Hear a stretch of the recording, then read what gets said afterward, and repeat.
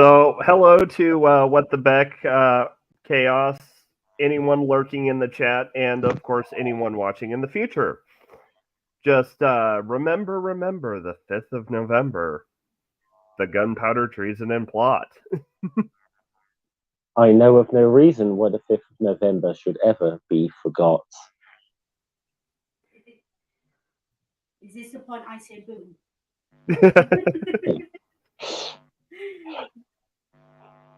So, this is the point where I could complain by saying I wanted to do for V for Vendetta, but because that ties in with November the 5th. But I think Noodle made a better call, actually, with what we're about to discuss today. So, yeah. Can I give a disclaimer now? I picked this to do months ago. And the reason I say that is because a lot of the themes of this series and a lot of the themes of the concept of the Gunpowder plot are particularly prescient right now. yeah. Let's have a look, see. Any better, Chaos? Give us a thumbs up. Yeah. Right.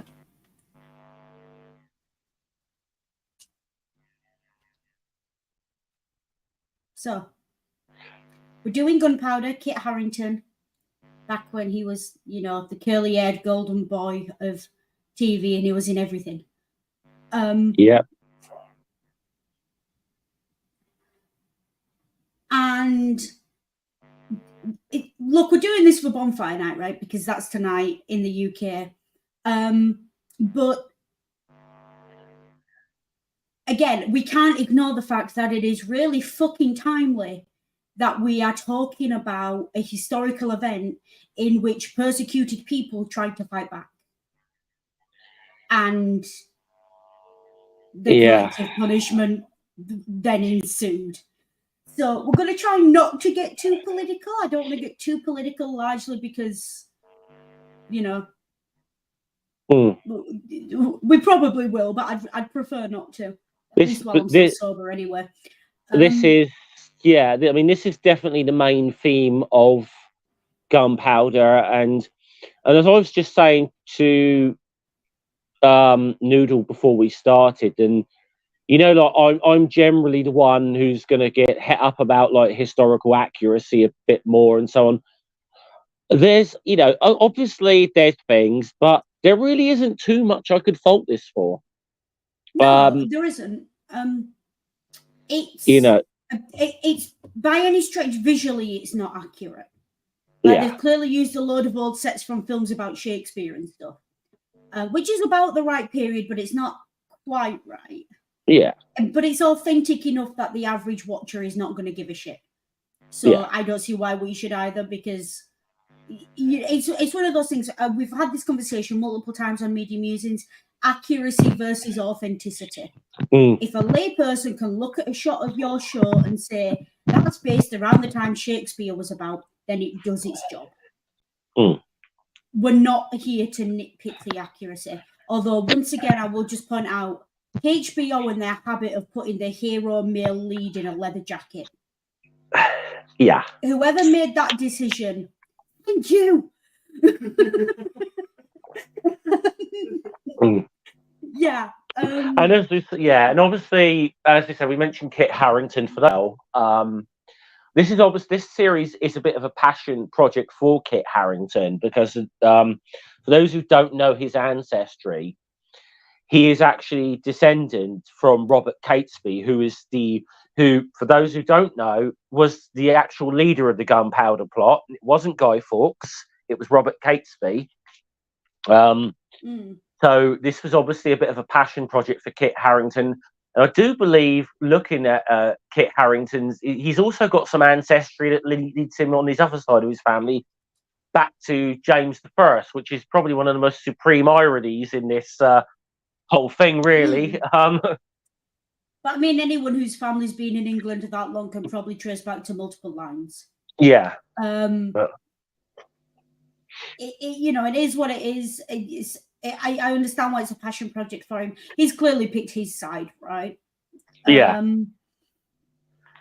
but it's one of those where I do want to talk about the British relationship to this story, because I grew up Catholic, right? So my relationship to this story is very much they were underdogs, they were fighters, they were fighting for the Catholic faith, they were defending themselves. And to an extent, yes. But also, like, no. Yeah. And like Cecil, clearly Cecil's the bad guy in this series, if you've seen it. And yes, like Scumman passed the comment, and I'm going to let him repeat it in a moment before the stream. That just sums Cecil up. But pinning all of it on him, as if he is both the power behind the throne and behind the, I'm not going to call them terrorists, but Catholics. Let's call them Catholics. We could say recusants as well. You know, we could recusants. Say that let's call them that. You know, whatever you want to call them. The idea that he was pulling the strings so tightly that he had everyone dancing to his tune. He did get quite lucky a few times. Like, he did manage to capture the only person in the plot who was stupid enough to go by the name John Johnson. Yeah. I mean, you were a job at place. Admittedly, I mean, I do, from what I've read of the Gunpowder plot, you know, there's clearly Cecil did know a lot more about it than he clearly knew something was going on even before the famous Monteagle letter arrived. He clearly knew something was afoot, but I think the idea that he manipulated it, and this was all his big trap all along.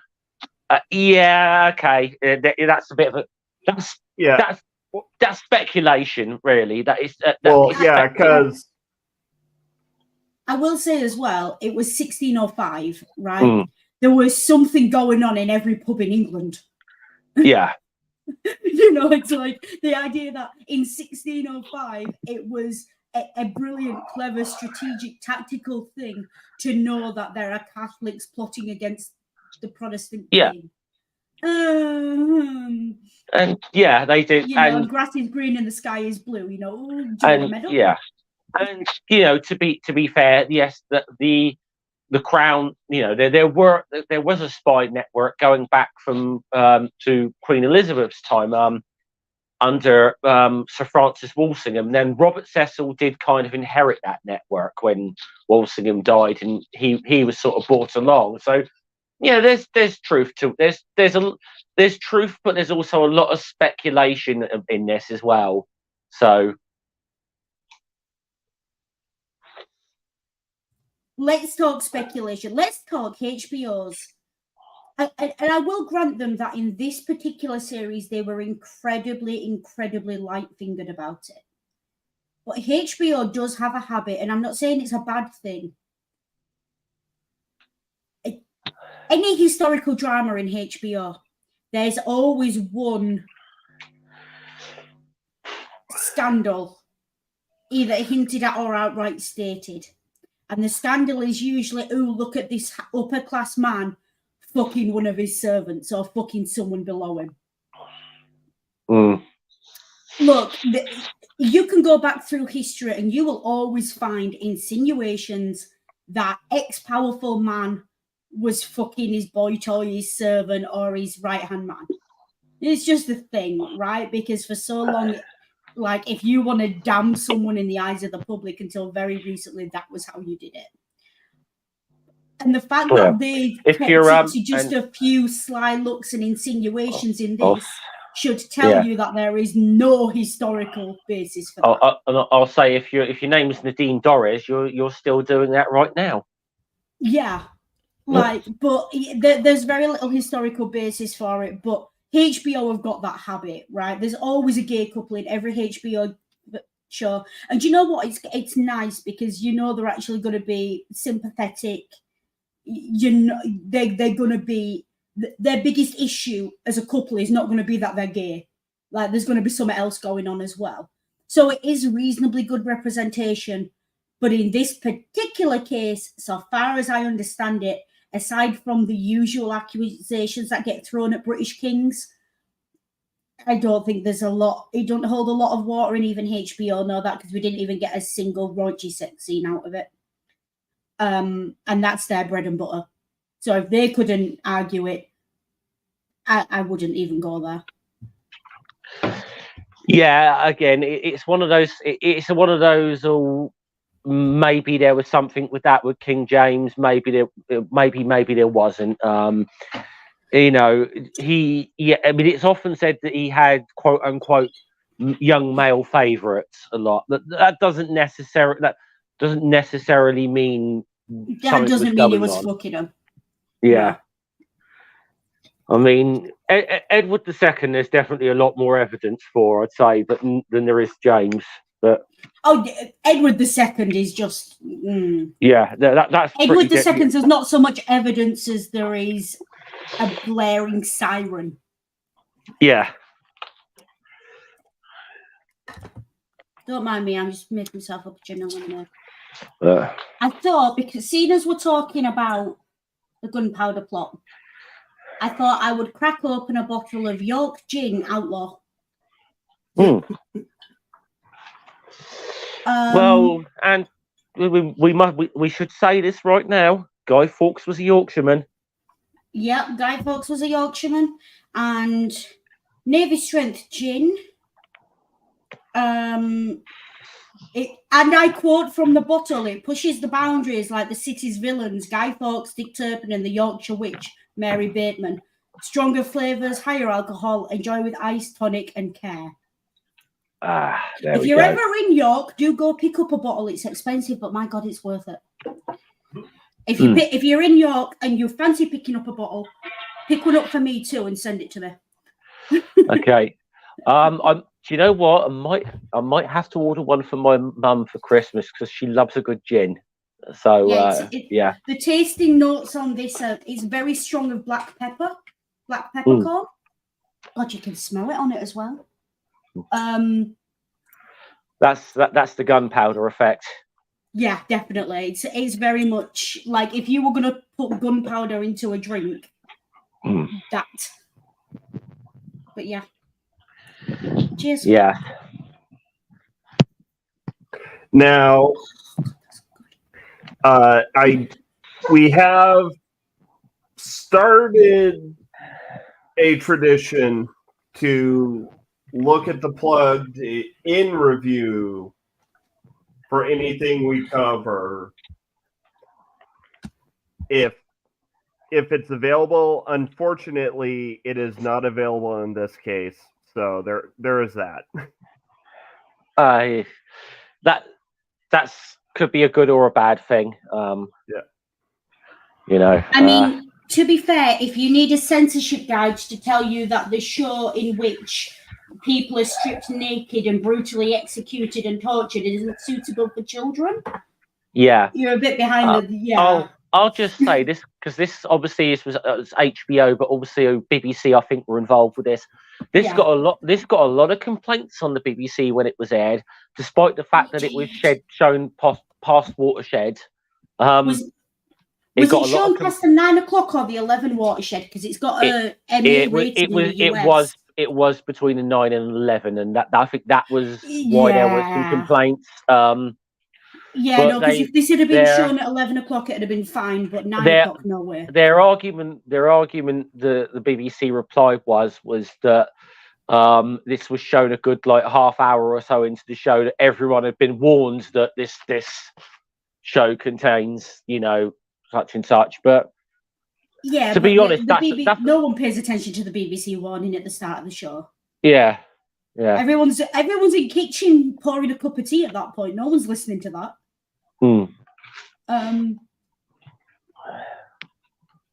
But yeah, this is because I was like, why?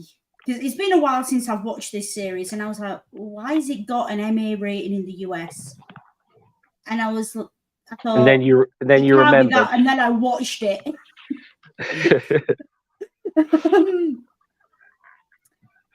Don't watch it if you don't have a strong stomach, folks. A few times I had to look away from the screen.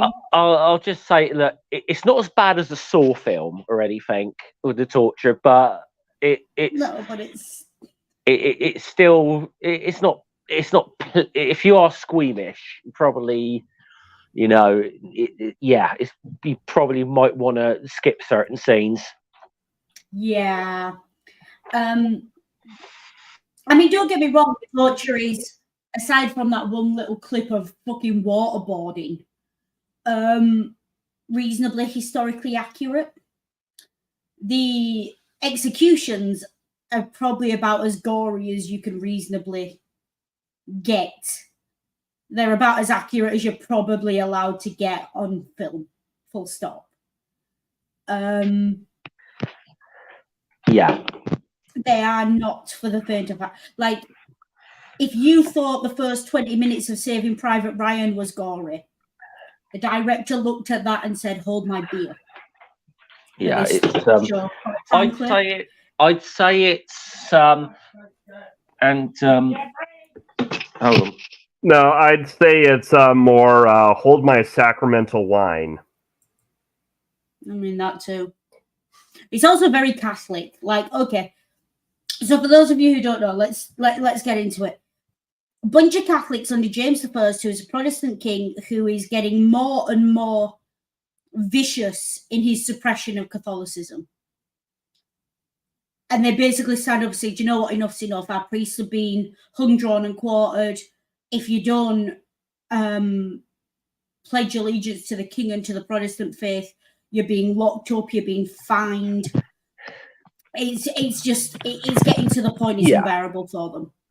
Yeah, and I think there's something I will add here, because it's not shown in this series, but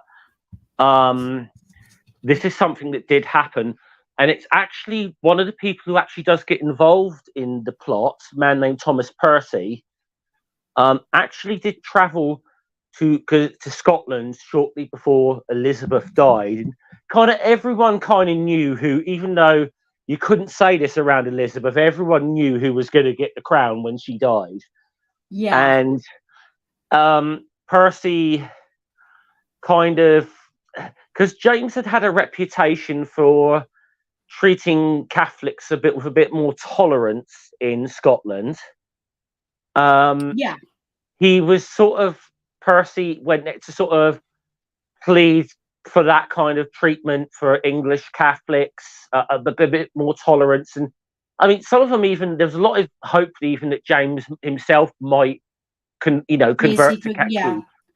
And we don't know exactly what James said to Percy, but he definitely, I don't think he said anything too committal. He didn't say, he let Percy going away believing whatever it was he wanted to believe. And I think the thing is not only the English Catholics have been persecuted, but they briefly had their hopes raised. Yes. And this is the thing, right? The worst thing you can do to a person is give them hope and then tear it away. Yeah. Right, because then they think they've lost something, and then they think they've got nothing else left to lose.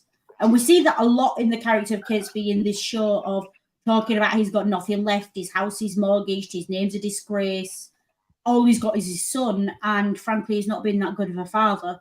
So there's no real... There is a paternal love there and a paternal instinct, but there's no real relationship. The son's not even a teenager yet. So it's, in medieval times, parents, especially of that kind of class, like, and I'm thinking about, if you've got the kind of money to own a house like that, you probably didn't have a lot of hand in raising your own kids. And so there's not that much of a bond there. And the kid's mother died in childbirth, father's blamed him. So that there's all that going on. And So what we've got is what this show sets up really well is that for the majority of these people, it's not necessarily that they have nothing to lose.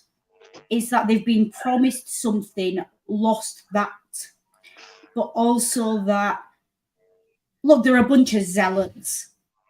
They are an absolute bunch of zealots. They are. Look, if any, I don't know if we have any people who are agnostic or of any particular religion who watch this. As a general rule, right? If your religion, your belief, your ideology, even your political ideology, calls you to murder people, tells you that you've got nothing worth living for but dying for that ideology, the ideology is fucked. Get the hell out and don't look back. Yeah.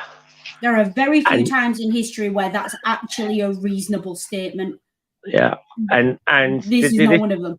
Yeah, this is absolutely true. And I mean, the thing is, I mean, in reality, and we'll probably get into this in more fun, the Gunpowder plot really was a quite half-baked scheme in terms of would it actually now had it actually succeeded, yes, it would have it would have killed absolutely everyone in that building. There's no two ways about that. It would have single-handedly decapitated the English ruling class within a sense.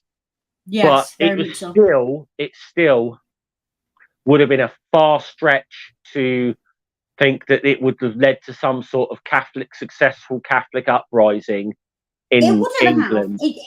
It just wouldn't have. And look, we see this historically, right?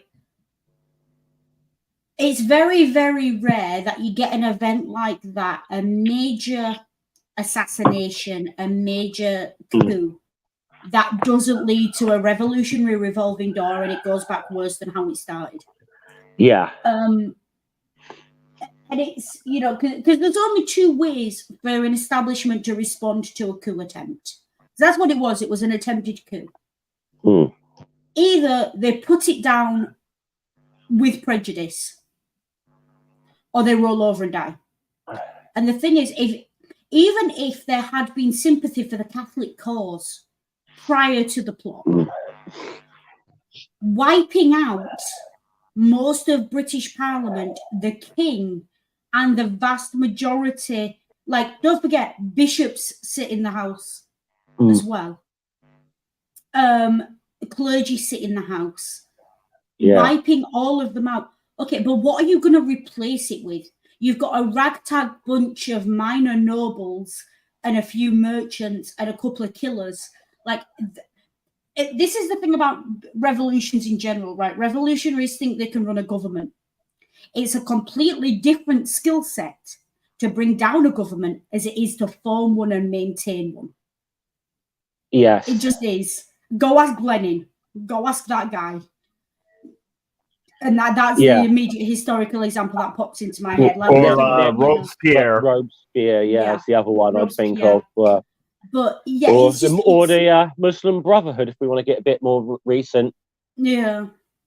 But again, the only way to establish rule of law after a revolution like that is to create a dictatorship and to enforce it viciously. Like, to become worse than the thing you thought you were going to bring down. So there's no winner, right? If you're gonna bring down an establishment like that that's doing things like that to you, you better have a government in waiting ready. That's the only way that works. A full government in waiting ready with a budget and a plan to go forward, and you better have the support of the vast majority of the population. Otherwise, you're done for. And the thing is, I want to make something clear. They, despite what they may have thought, they did not have the support of the majority of English Catholics. And because most English Catholics probably wanted to kind of keep their heads down.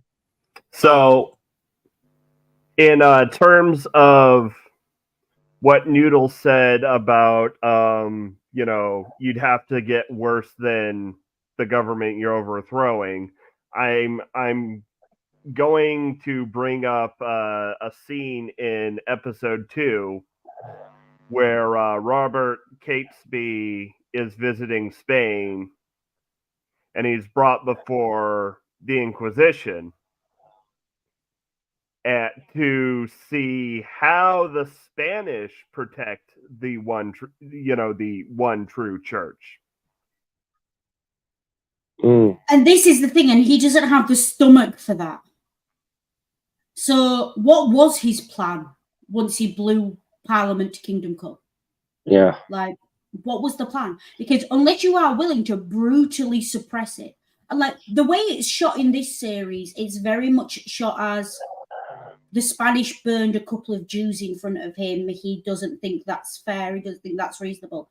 But it never quite gives you a reason to believe that he cares, that he would not care just as much and be just as horrified if it was Protestants being burned. And that's a problem, because that tells me he doesn't have the stomach for that kind of violent suppression. And whether they're Jews, Protestants, or whatever else, if he's going to form a revolution, he's got to be willing to put down his opposition. And that's like, I feel dirty just saying that. That's very like Machiavelli called. He wants his tactic. But it's the truth, right? If you are going to bring down a government, you better be damn sure you're ready to put it in the ground. Because if you don't, someone's going to come back, and they're going to come back harder than you are prepared to fight them. And at the end of the day, revolutions are not won and lost on the basis of who's right. They're won and lost on the basis of who's willing to get their hands dirtiest. Just generally in history, that's how that goes down. Yeah. Something Reichstagfire. Yeah. And I'm not saying don't form a revolution. If any of you see me on social media, you know I'm usually on the side of revolutionaries unless they're doing something really fucking wacky. But this show goes out of its way in episode 1, I think, to pile on the reasons why Catesby was radicalized. First, he's humiliated, then he's deprived, then he watches his friends be executed in the most gruesome way. It's horrendous. And then he's got to protect his son, and then it piles on and piles on and piles on. And you can understand why a man in that situation would be radicalized, right? King James has been on the throne, 40 years at this point? Well, no, he's been alive 40 years, so he's been on the throne, a while. He was on the throne about 2 or 3 years at this point in England. He'd been on the Scottish throne for quite a while. So, which is, again, goes back to he'd been on the Scottish throne and had that reputation for treating Catholics rather fairly. And, again, this is the thing. They've had their hopes raised and found that, and then had that hope taken away again. Well, this is kind of the thing, right? Anti-Catholicism in the UK has got its own Wikipedia page. There are barely 9% of the UK now identifies as Catholic. So yes, that would have been higher back then because this is post-Reformation and it's still close enough that it's in living memory. But like you said, not even the majority of Catholics supported them. So what you've got is they're a minority, and they're a minority within a minority, and they are, quite frankly, extremists within that. Yeah. And that's why there's a reason they only managed to pull together 20 odd people, and when people promised them they'd come to fight with them, no fucker showed up. And and it's important to note as well, there would have been practicing Catholics in the Parliament that day. Yes, there were. Hence, we'll get into it later. Lord Monteagle, the letter Monteagle was a Roman Catholic. Yes. What did he do? What did he do when he got that warning? He went straight to Robert Cecil. And this is the thing, right? This is what I think they failed to grasp as conspirators, both historically and within the documentary, because we're talking more about the historical events here than anything else. They failed to grasp that, and I'm sure Scummer can speak to this as well, probably better than I can, especially in that period. An Englishman's loyalty was not to his religion, it was to his king. Englishman's religion changed on every wind, right? Like, which way is the wind blowing today? Am I Catholic or Protestant? I don't know. Let's ask the king. Like, it wasn't something like these people who were willing to pledge their lives to quote the one true church in Rome. Yeah, it's ridiculous. All that is, they're right. They are right. That is sedition because it's loyalty to a different power than the one you're living under. I mean, it is the literal dictionary definition of treason. To give it probably its best context about the way that the monarchs would have been seen is if we think about a generation later than these events, when there is the first, the last time we ever had a revolution in England or Britain, whatever. The Civil War, Oliver Cromwell, and so on. But even then, when it became to Civil War, Parliament, who were the revolutionaries, they would go into battle shouting, "God save the king." We're not against the king. The king's a good man. It's his evil, wicked advisors that we're trying to save him from. And you need to understand that the consequences of that revolution with Cromwell, it was only when Princess Charlotte was born that they changed the rule in UK law that said that women could inherit, but they also shoved in at the same time that Catholics could be on the throne.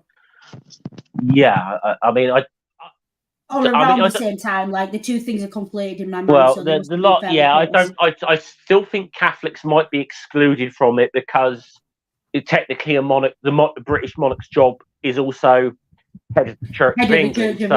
You kind of got to. It's just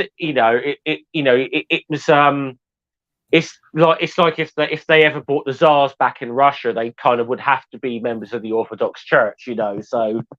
Yes, no, I've got it here. The Succession to the Crown Act 2013 replaced male preference primogeniture with absolute primogeniture for those in the line of succession born after 2011, which means the eldest child, regardless of gender, precedes any siblings. Act also repealed the Royal Marriages Act of 1772, which ended disqualification of a person who married a Roman Catholic and removed the requirement for those outside the first 6 persons in lines to seek the sovereign's approval to marry. So the acting royals can marry a Catholic. Yeah. Which was just a big no-no before that. But I don't know if I think it's one of those things. If you were, let's say, a Catholic and you were in line for front, you would probably be expected to convert if you wanted the throne. It's one of the, because that is a ceremonial duty. I know, we always joke that, we had this joke before about like Catholicism light, and that is the Church of England. I mean, it's honestly, when you look at the Church of England and Catholicism side by side, and I was made to do this exercise in school, so I know there is not a lot of practical difference between the two. There's not even a lot of theological difference.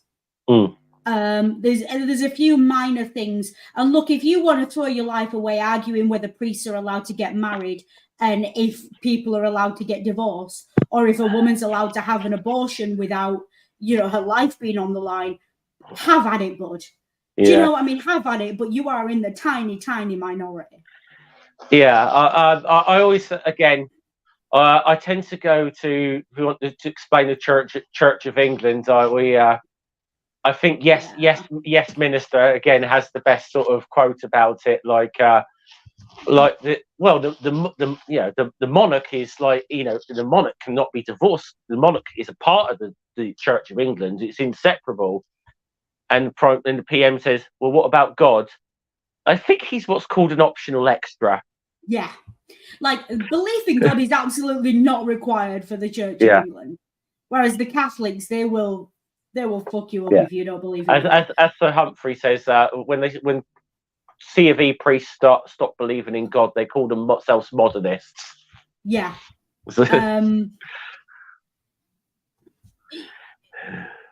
So, yeah, but again, Purple's right. Purple's just made something very interesting. The Catholic Church does require you to convert to Catholicism if you're marrying a Catholic, but only if you want to get married in a Catholic church. If the person you're married to or the person you want to marry is a devout Catholic, they would want you to convert. Like, that's what the religion teaches. However, if you choose to have a secular marriage under law, i.e. in a town hall or similar, the church will not stop you. But what it means is that the one person who is a devout Catholic cannot take communion at church. Which, for a devout Catholic, do not get me wrong, people have killed themselves over less historically. It's a big deal. It's a big deal. It's a huge deal. You may as well not bother going to church if you're not going to take communion. So, yes, but also there are ways around it depending on how flexible your faith is and how much you're willing to believe and not believe. And there are priests who, as much as the Catholic Church says, don't give them communion, there are priests who will give communion to people, quote unquote, living in sin or who've had a secular wedding but not a Catholic wedding. Like, my mum was not really devout, but anytime she went to church, the priest never refused her, and she lived in sin with my dad for the best part of 25 years. They weren't even married. So, I'll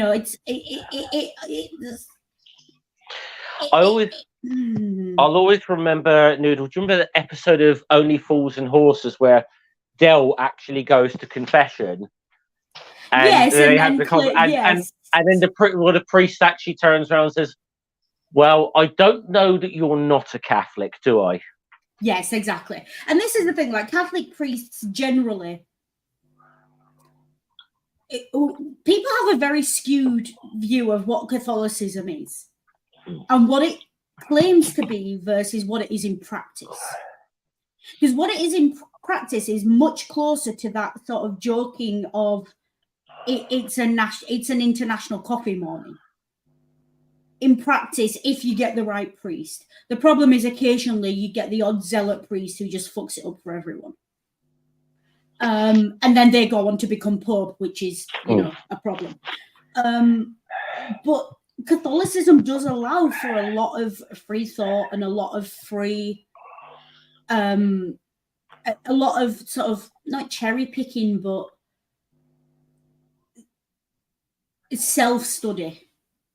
And I was very unlucky. I got a string of, I went to Roman Catholic schools, emphasis on the Roman, Vatican 2.0. I was very unlucky that I got a lot of priests whose attitude to questions was, sit down, shut up and do as you're told. And if you can't ask me the question in Latin, it ain't worth asking. And I wasn't going to bother learning Latin to talk to a bunch of jumped up priests. But I have met priests who are absolutely lovely. The Irish priest who baptized me was a great bloke. They eventually moved him out of the diocese. I think the rumor was they moved him out because he became such an alcoholic that he could no longer be relied upon to say mass. Back ass girls. I'm sorry, I just had to go there when you said Irish priest. And then they brought in some Jesuit who'd been in Guinea for 3 years. So you Noodle, you knew when you said that, you knew I was going to go there, didn't you? Absolutely, I did. But again, look, anyone tells you that priests live a life of virtue and charity, okay? I've never seen anyone drink like a Catholic priest. At my great aunt's funeral, my dad got the Polish priest in Halifax so drunk that they had to call him a taxi to get him home. Like, someone had to go in the taxi with him to get him home. My dad got that priest so drunk at that funeral because he busted out the Polish vodka. And yeah, I don't even think the priest was Polish. I think he was just, saying because he was there. But yeah, priests can drink. The wine is not for the benefit of the congregation, it's for the benefit of the priest. And it very much depends on the priest you get. I had one lovely priest when I was in high school, and he was so kind to me, straight up, I will admit it. For a while, I was considering joining a nunnery because I thought, if there's one good priest out there like this, then there must be others, right? And they can't be all bad. I'm going to say then my that eyes opened. That isn't it. You as a nun is an image I just cannot picture. Maybe dressed up as a nun for a pride parade, but yeah. Yeah, that's. But anyways, back to Gunpowder. The reason I say all this, right, is because these characters, we are pitched on this TV show and in most stories of it to be sympathetic to them, right? The one thing I do want to say, they were terrorists, and they were not terrorists as in we're going to call you terrorists to suppress your ideas and to stop you fighting for your liberty. No, they were terrorists. They were like, there's this old saying of one man's terrorist is another man's freedom fighter. I mean, people they thought whose freedom they were fighting for eventually suffered because of their actions. They did sweet FA and no one wanted them to do it to start with. Let's put it this way. If this thing had succeeded, this would have been the biggest act of terrorism in history, and I'm including 9/11 in that statement. Now, I don't know, Noodle, you may have seen this. A number of years ago, there was something Richard Hammond did on TV, and it was an actual experiment where they did. It had the gunpowder plot worked, sort of thing, where they built they had to go to this special site or wherever. With the exact model and all the rest of it. The scale model of the Houses of Parliament as it would have been. And it wouldn't have been the same sort of building now as the Houses of Parliament with Big Ben and all that. It was a different building altogether. And you see that they actually do this explosion. Quite simply, there would have been 400 or 500 people in there. These would be all of the entire ruling class of England. This is the kings, the queen, couple of the Prince of Wales, all of the members of Parliament, bishops, lords, like that. Not a single person would have survived that explosion. That was demonstrated to be. There was this, like I said, this would have been if this had been pulled off, this would be the biggest act of terrorism in history, and I'm going to include 9/11 in that statement. Yeah. And this would make 9/11 pale in comparison. Okay, 9/11 had a higher body count, but only because there were more people in that building. Yeah, it's more. But imagine that Al Qaeda had taken out the president, the Congress, the Congress and the Supreme Court all in one go. Yeah. So for those interested in the Hammond documentary, the Wikipedia page for it is in the chat and below. Do you know when that plane went down with like 80% of the Polish government on it? Yeah. And then within 5 years, Poland had a blatantly fascist government. In context, I think that's about. It would be like if you got the entire government of Britain, America, put them on a plane and shot it out the sky. This is the equivalent of what they were planning on doing. There's a reason that government officials don't fly together and do things like that. It's all about security, right? Or like if January 6th had actually succeeded. January 6th would still be a footnote in books about this, because at least January 6th would have left the building standing. But anyways. Yeah, but the point is, right, they thought they were resisting, but, and again, I have to be very careful how I word this because of current world events, but when you are a minority within a minority, and even the minority you think you're representing think you're a fucking insane, you're not resistance, you're terrorists. Yeah. And I think that's but this show does go out of its way to try and sort of humanize them, which it kind of has to, right? You've got Kit Harington playing the lead role, and it's a very sympathetic portrayal of them, and it does show their motivations. But just because their motivations are sympathetic doesn't mean they're good or right. I can understand it, but I can't justify it.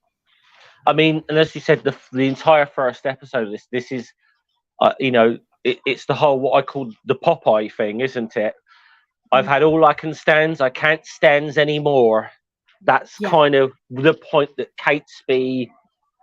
Robert Catesby, and this group of people around him have got to. And it's Catesby's obviously is the leader of this, and I do obviously like I actually really like the end of the first episode. I want to say this, the way that Guy Fawkes was introduced.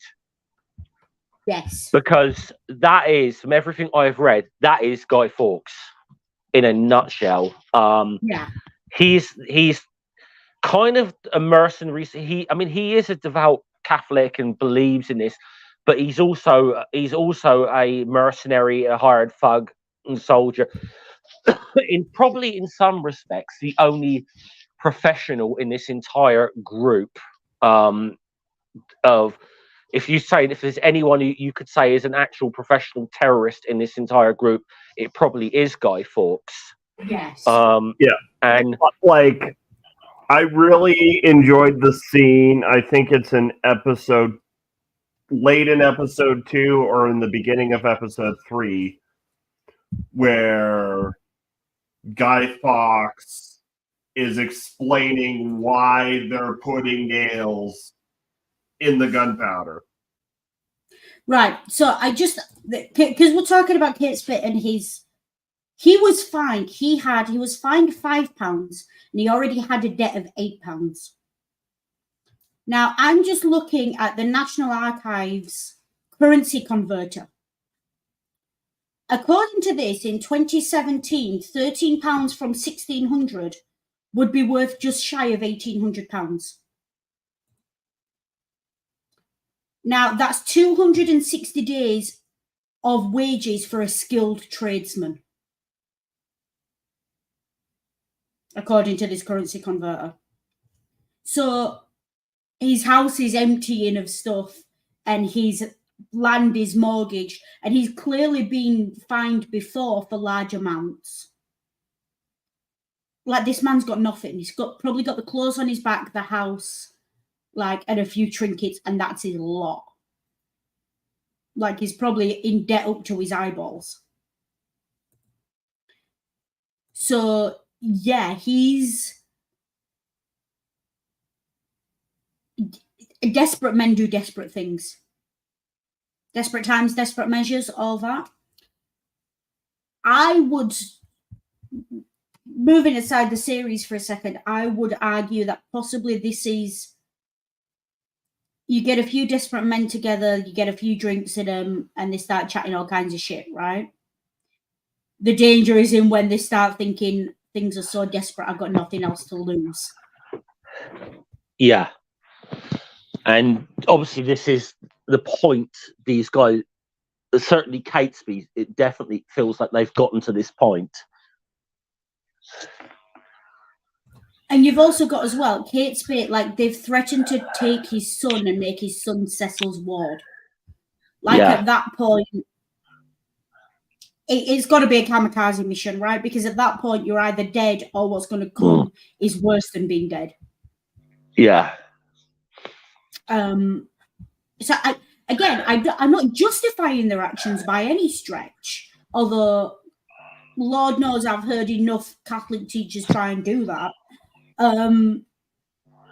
But I can understand from a human point of view, from a psychological point of view, why someone might be pushed to that. When you've had everything taken from you and the only thing you have left, your hope in the future, your legacy, your child, and they threaten that, at that point you sort of go, well, fuck it, what else have you got to take from me? Come and have a go. What's the worst you can do to me?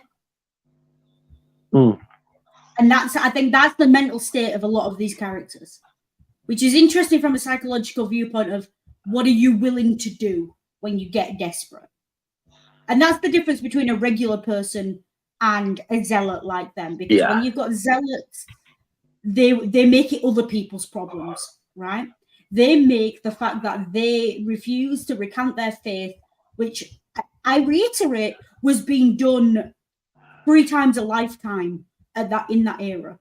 Like every time a new king came on board, you waited for him to declare his faith, and you went, "Yeah, me too." Yeah, and no one gave. And again, another good example I'll give you from a generation later of you could be in trouble depending on what answer like you gave during the Civil War. You see, and a lot of the time, like people would say, "Who are you for?" And they'll say, "The King and Parliament," like because you don't know what sort of you don't know what side you're dealing with or whatever. And even then, that could be the wrong answer. It could cost you could get you stabbed through the chest. It's exactly, and it's one of those things, right? Look, I very much am of a belief that there are certain beliefs I'm willing to lay down my life for. Religion that changes every couple of decades is not one of them. Yeah. If someone said to me, lay down your life for this idea or that idea, there's some that I probably would. I'd probably say, look, if you're going to kill me, just kill me. But there are other things that you sort of look at and you say, it's not worth it. It's really not. And look, it's different times, right? We're talking about times when people had it drilled into them from being as old as they could walk, that if you don't believe this, if you don't do this, if you don't follow this, you're going to go to hell. But look, there are worse things. There are worse things, believe me.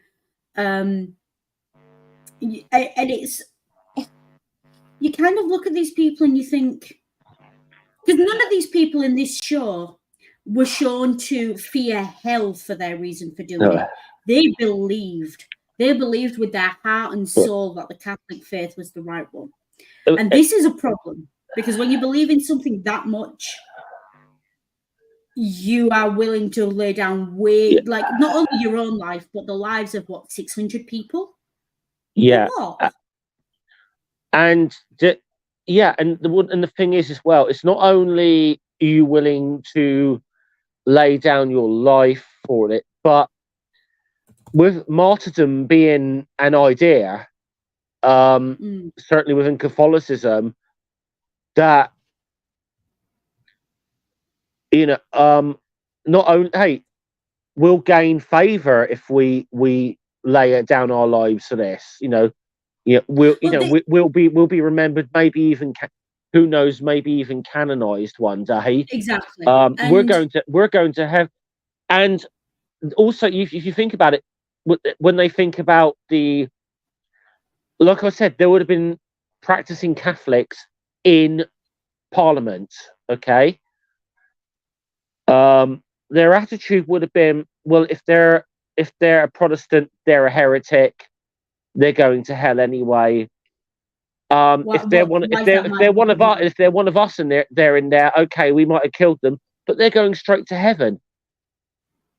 Yeah, that's the kind of zealotry you're dealing with. When you value heaven more than you value life, it's a problem. And this is a thing. Like I was taught that in Catholicism, like you should like if someone says to you that your faith, like I've had teachers tell me this when I was very young, like way too young to be old enough to question it.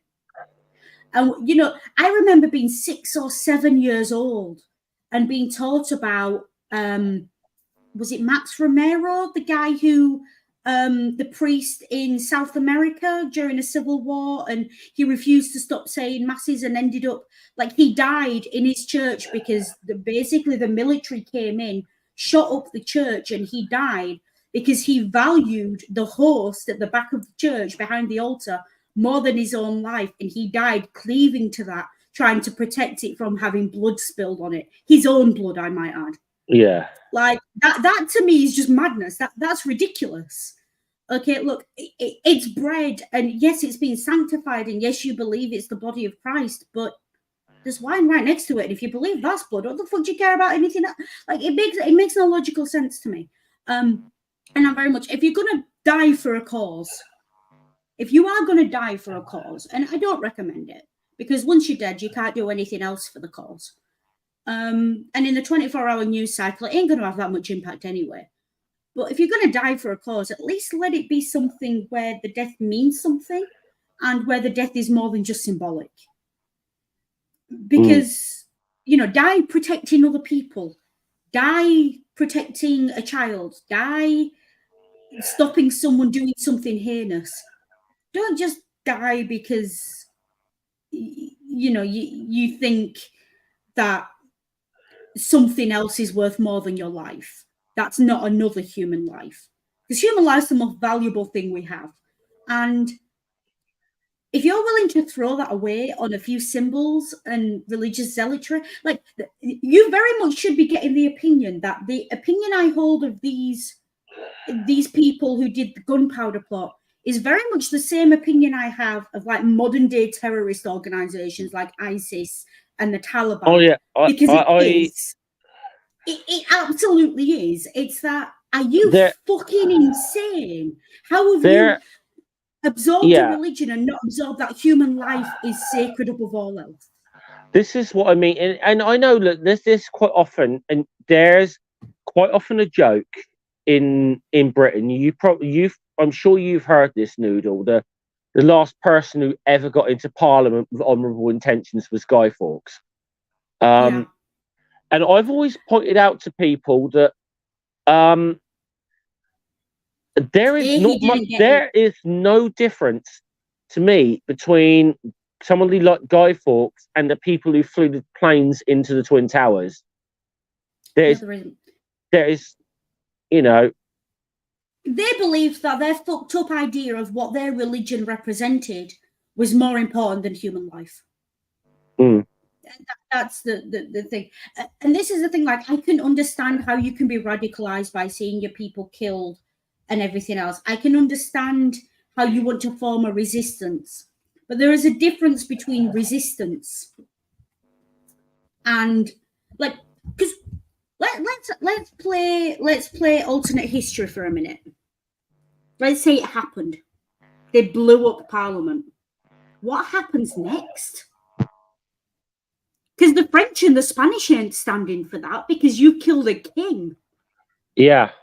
The Pope's not standing for that because, holy shit, like, the Crusades are over, get a grip.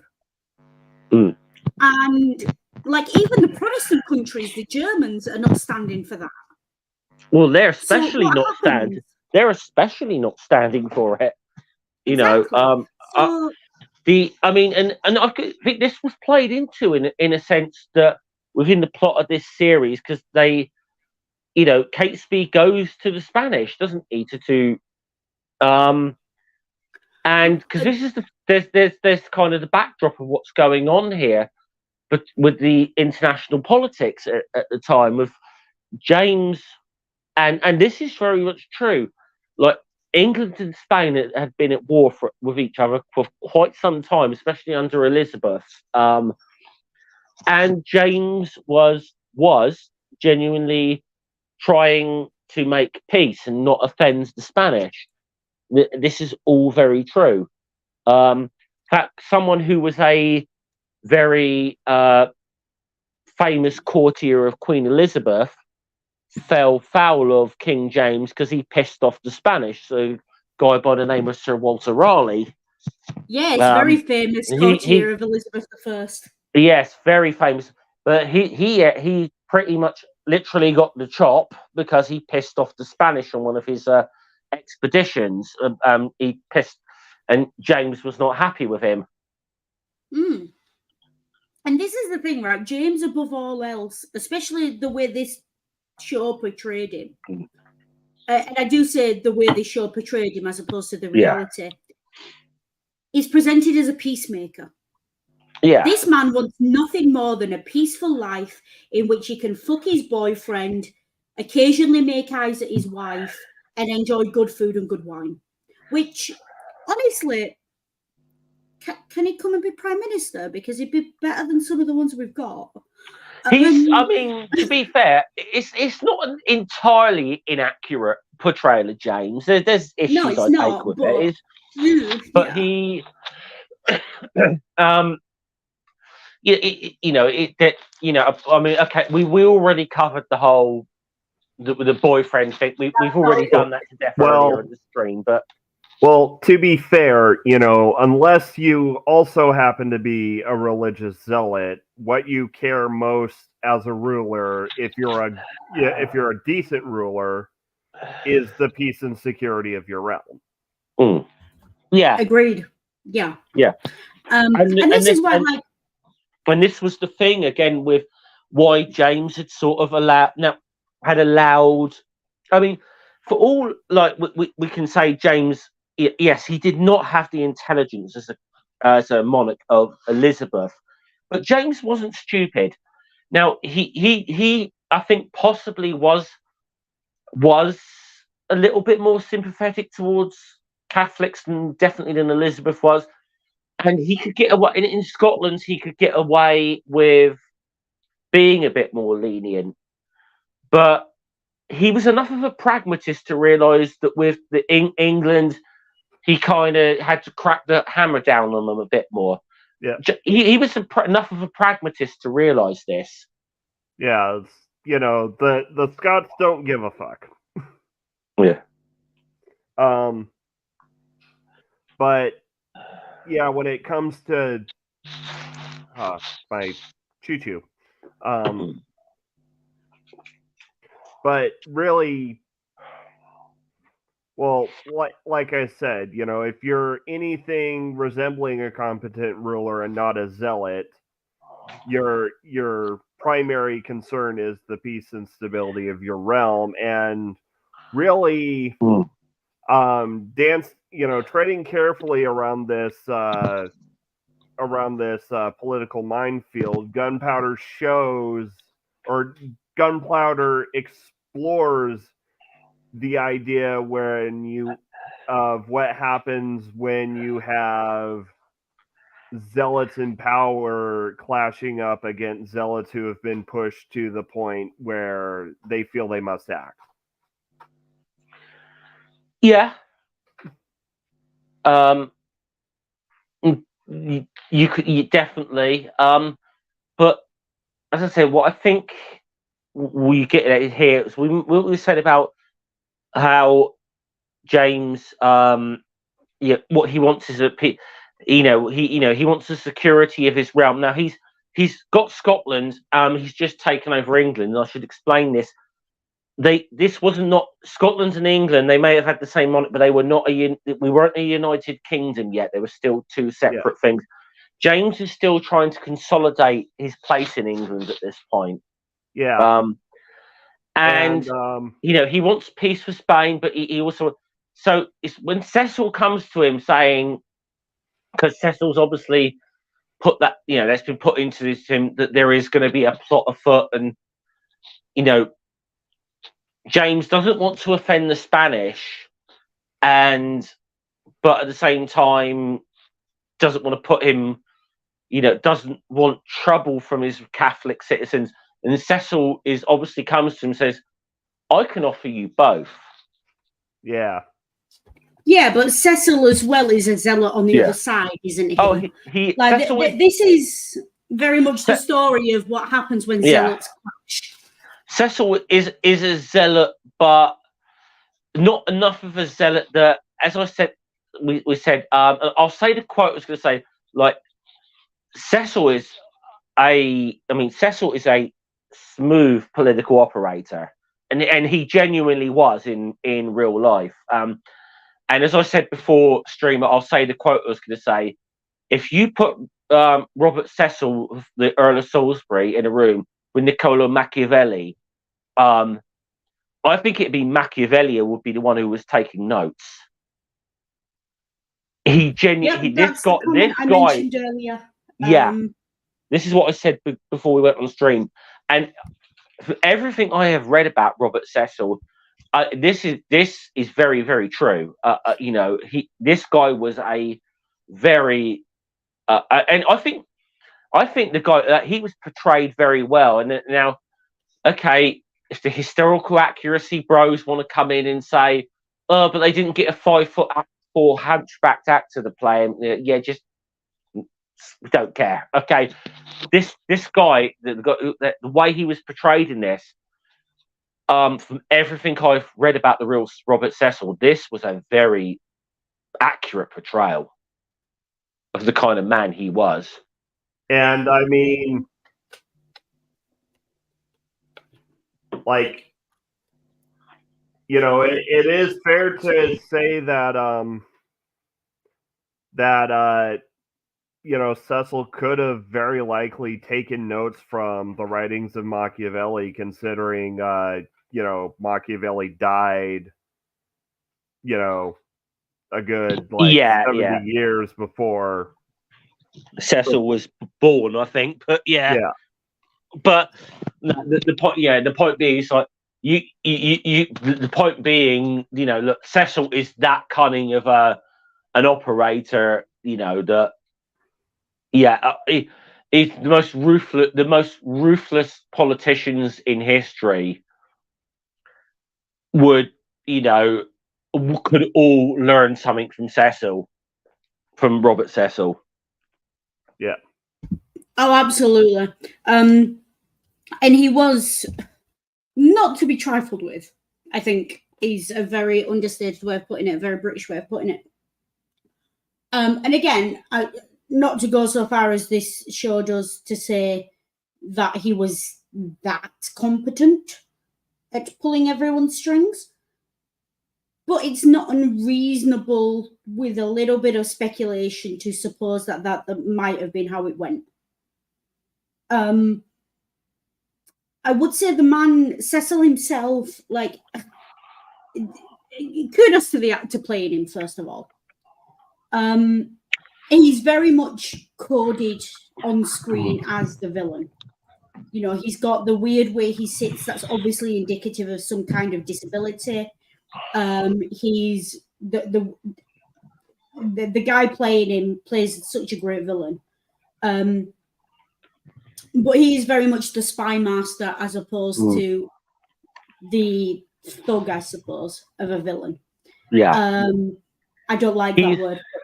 He's more of a spy master than anything else, and he never gets his own hands dirty, and that's so important to character. Yeah, again, because Kit Harington's in this, I'll make a Game of Thrones reference. He's a bit like Littlefinger in Game of Thrones, yes. Robert Cecil. Yes, very much so. And this is the thing, like, I was joking with Ring before the stream. I sort of said, look, when they were casting this show, they sort of went, oh, the Game of Thrones people aren't busy anymore. Let's use them. Yeah. I don't know if the dates line up, but that's how it looks when you see it on screen, right? Well, obviously there were historical figures from English history I know that inspired some of the characters in Game of Thrones. So, yes.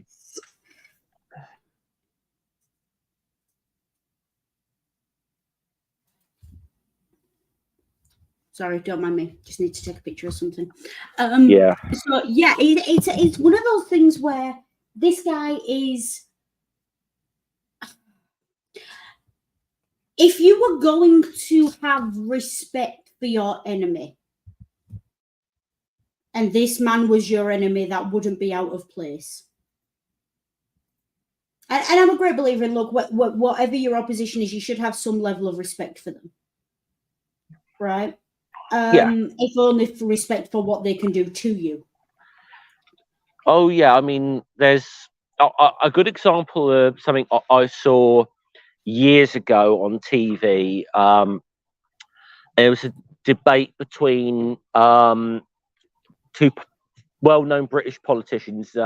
This might not mean anything to Americans, but Noodle will know exactly what I'm talking about. On one side, it was Tony Benn, and on the other side, it was Norman Tebbit. Oh boy! But you could tell there was a grudging respect between these two men. Okay, that are so ideologically opposed, but they are, there was a very much a grudging, even maybe even slight mutual admiration going on between them. So to put this into perspective for the Americans, imagine if you put AOC in a room with Mike Pence and somehow they appeared to have respect for each other despite their absolute opposition to the even existence of each other. That's what we're talking about politically here. I think that's a fair comparison. Yeah, or AOC and Marjorie Taylor Greene. But if Marjorie Taylor Greene was capable of an intelligent conversation, Yeah, but that's why I picked Mark Pence, because say what you want about the guy, he does have something resembling intelligence. I don't like him, but I also don't want him to be president because he scares me. And he scares me in that way if he's actually competent enough to pull off half the shit he talks about, which I'm not entirely convinced the others are. So, there's a reason he was Trump's vice president. It's because with Mike Pence as vice president, no one's taking a shot at Trump. I mean, essentially, if you want to make a comparison with this show, it's like Pence is Cecil and Trump was King James, Yeah, basically. And it is that political opposition. Now, Cecil is very much a man to be respected. In the same way, like, as with most kids, I think I was raised to despise Cromwell, or at least my education raised me to despise Cromwell. I still wouldn't want to sit down and play chess against him for anything of any value. No, again, I mean, similar sort of character with Oliver Cromwell. Again, in his own way, yes, a bit of a religious zealot, but also enough of a pragmatist and someone who knew how to play the game. And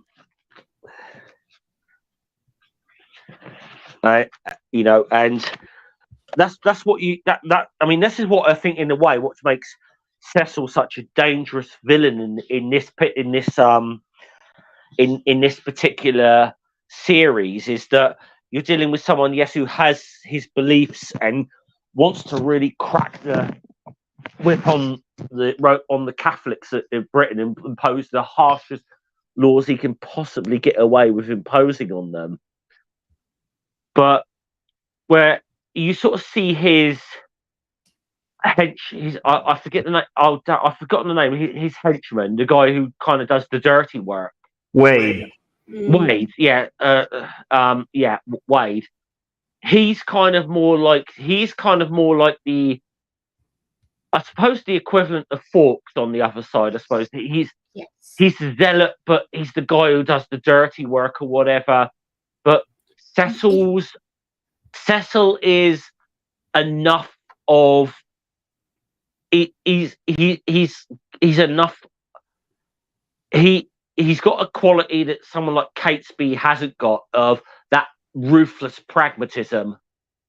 Yeah, and this is the thing, we're talking a lot about that, and this feeds into there's a bit in the first episode where Catesby's watching his son and he's in the room with his son that I want to tease out a little bit.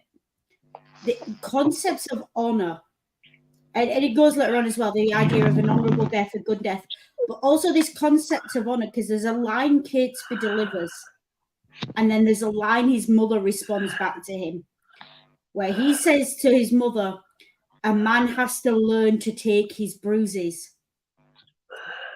which it is incredibly toxic masculinity, right? Like that's what that is. Yeah. But it does sort of speak to this concept of look, learn to take your beatings. Take it, know when you're beaten, know when you've lost, but also learn to take it, quote unquote, like a man, right?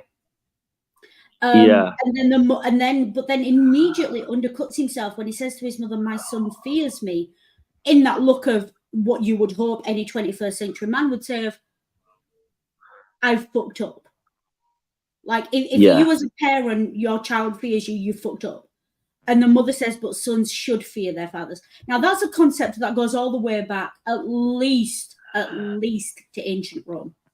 And I say at least to ancient Rome because that's where I've seen it written down. It probably well predates that. This idea that children should fear their elders, their parents, their teachers, goes way, way back.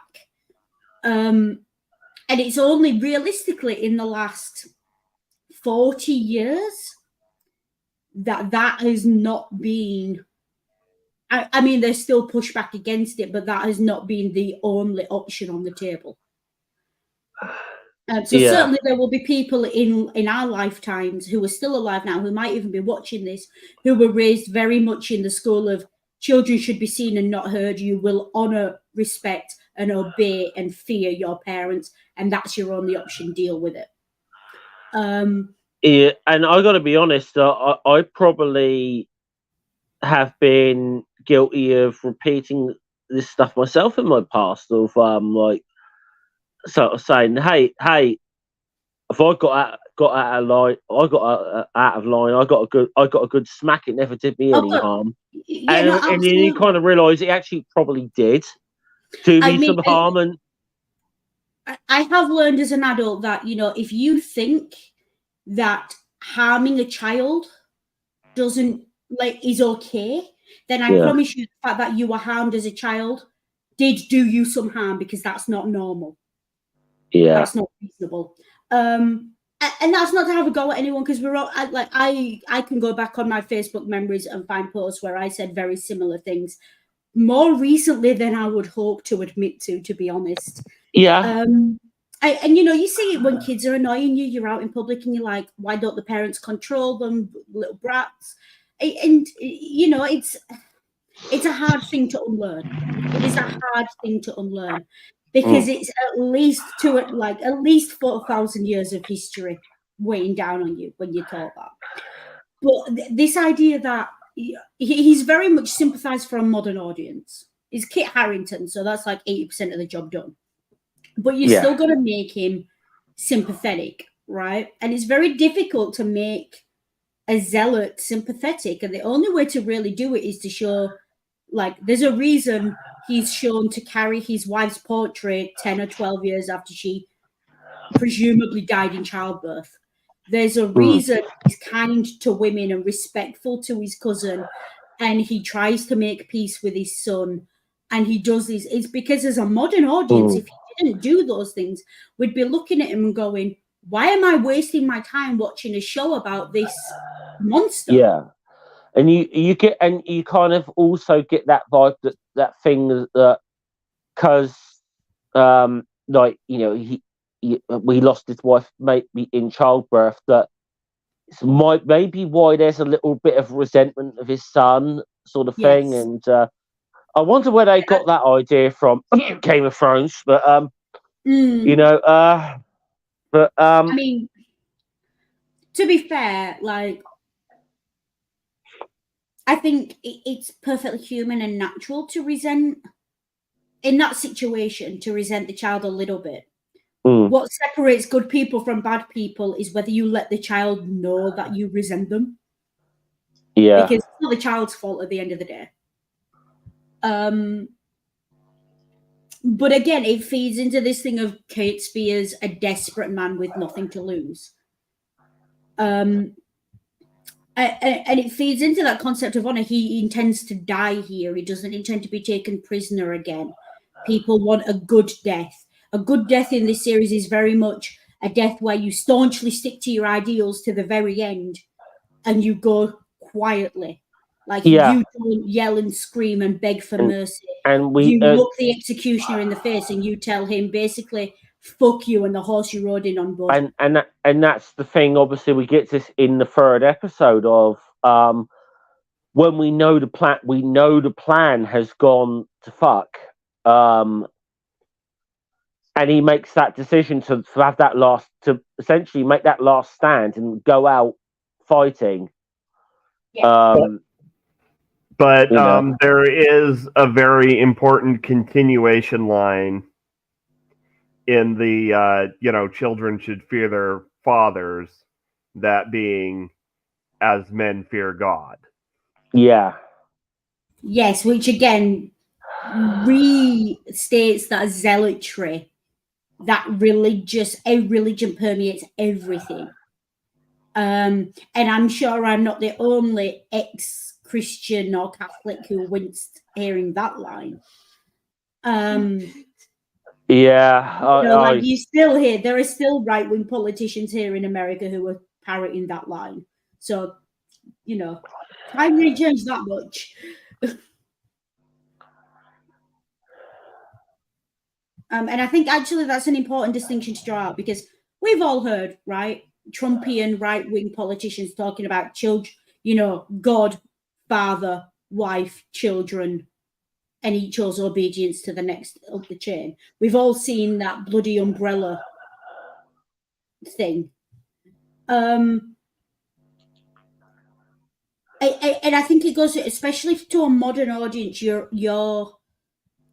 have the option, if you so choose, to take that line and sit with it and realize that Catholic, Protestant, Muslim, non-religious, all religious, Jews, they all parrot the same line, because it's not about faith. It's not about God. It's about control.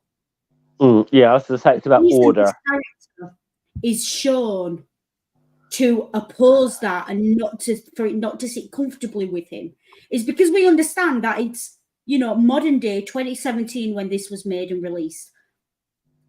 That shit don't fly anymore. People are allowed to think for themselves. And I think it's one of those really interesting lines where you can put that in the mouth of any zealot throughout history, no matter what their cause is, and it rings true.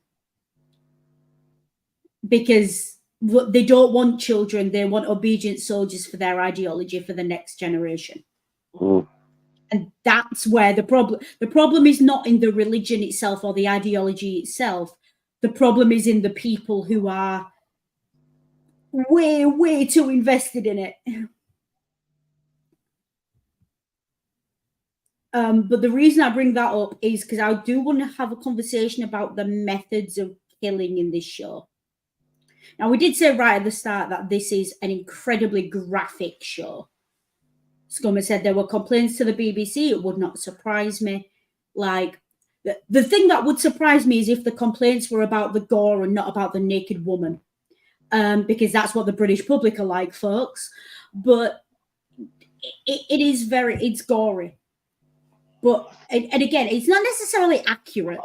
Like, no one's pulling someone's heart out their chest and holding it up to the crowd. But it's authentic. Well, they kind of are at the end. I mean, to be fair, Guy Fawkes was hung, drawn, and quartered, so they wouldn't have pulled his heart out until right near the end.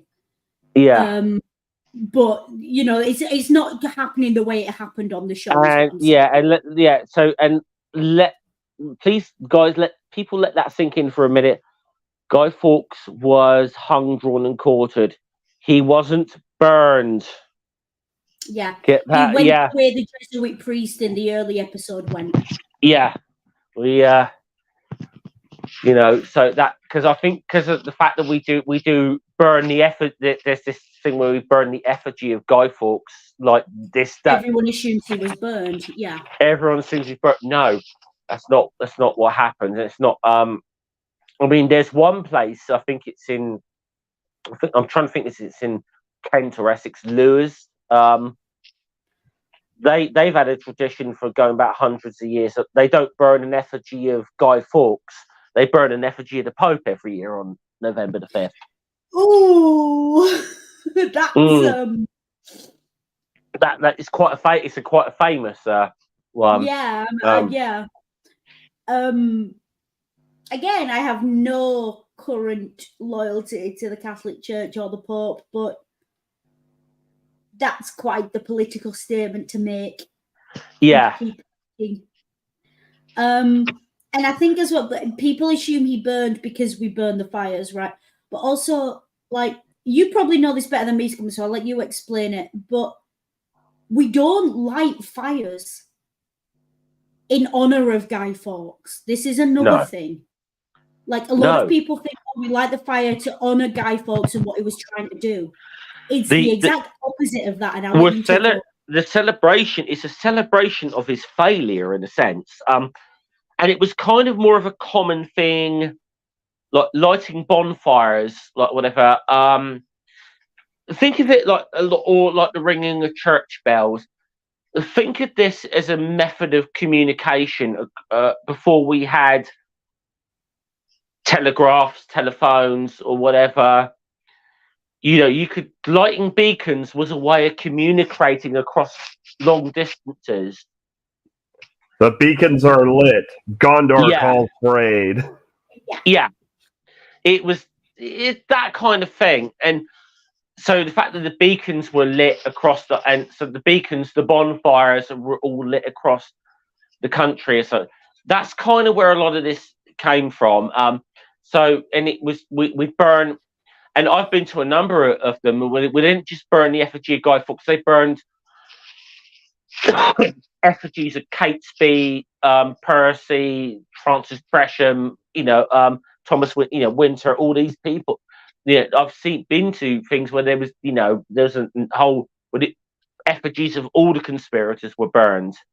Although most people will put the Guy Fawkes thing on, and it's kind of strange at how things have developed, and as I said, more in recent years, like the image of Guy Fawkes has become a symbol of resistance, and hence one of the things when I realised that there was a show dropping on November the 5th, I mentioned V for Vendetta because, the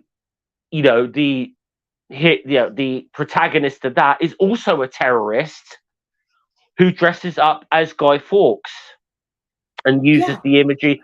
And we've now seen like that Guy Fawkes mask, that effigy from like V for Vendetta. We've seen that in recent years be used by groups like Anonymous. Antifa used it for a little while. Yeah. I think even some of the sort of green protesters, the climate protesters used it for a while.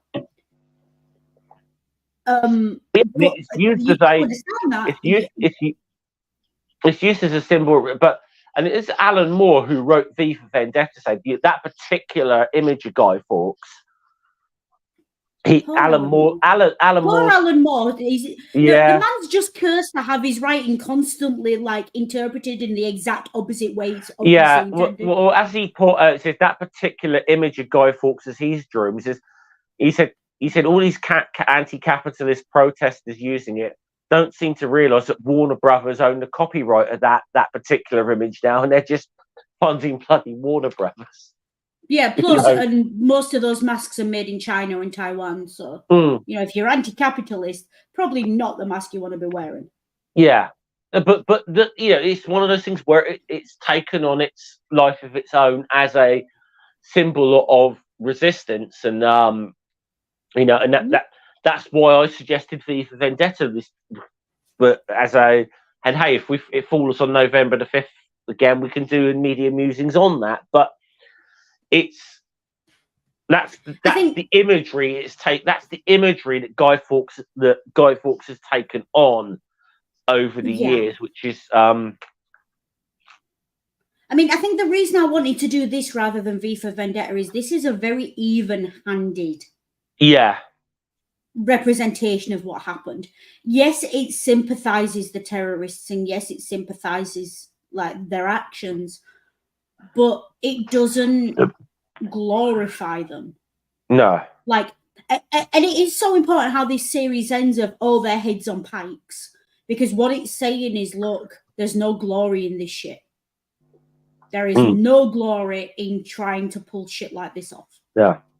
And that's an important message, I think. And that ultimately their actions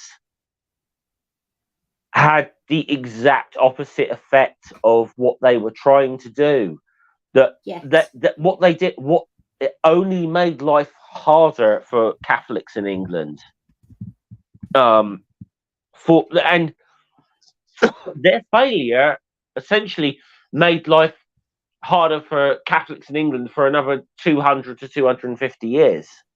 Like the legacy of Guy Fawkes and Catesby is it's very much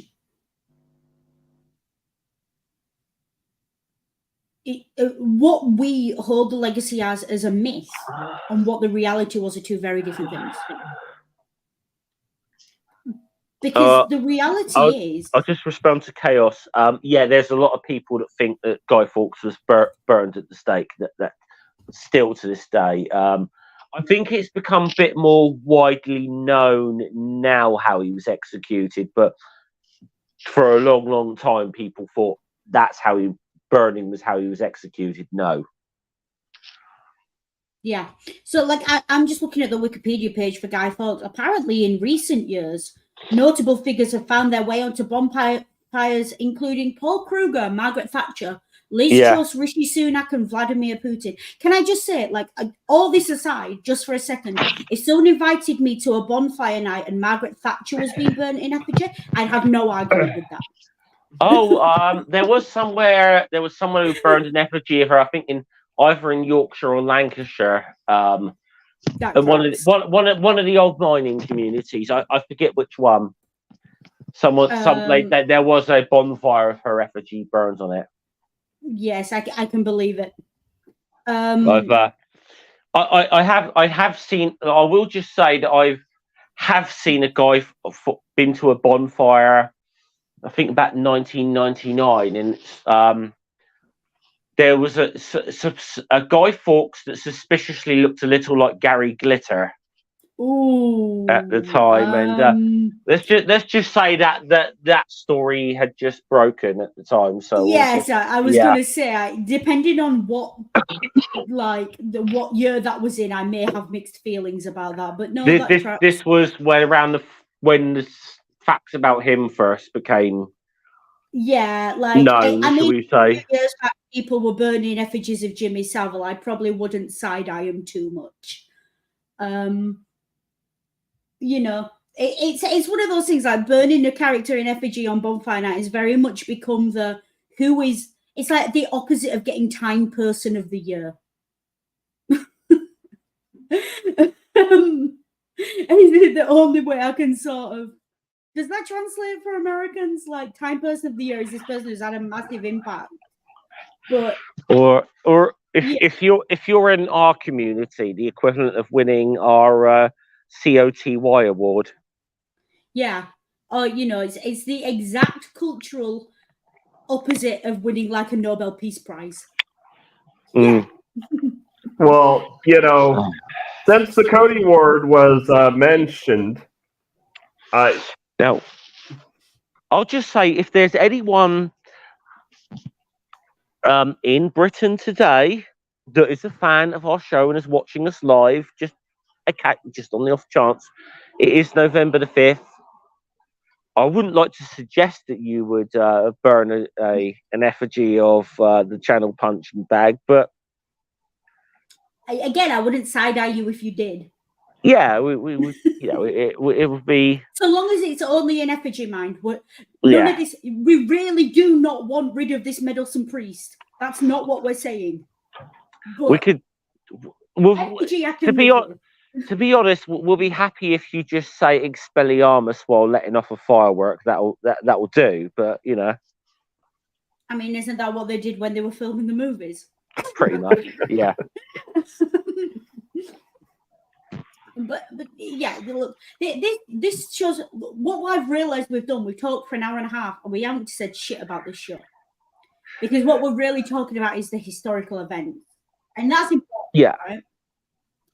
But this show, this is a great show. It really is a good show. Mm. If you don't have a strong stomach, watch it with a strong drink. And as far as historical docudramas go, I've seen a lot worse.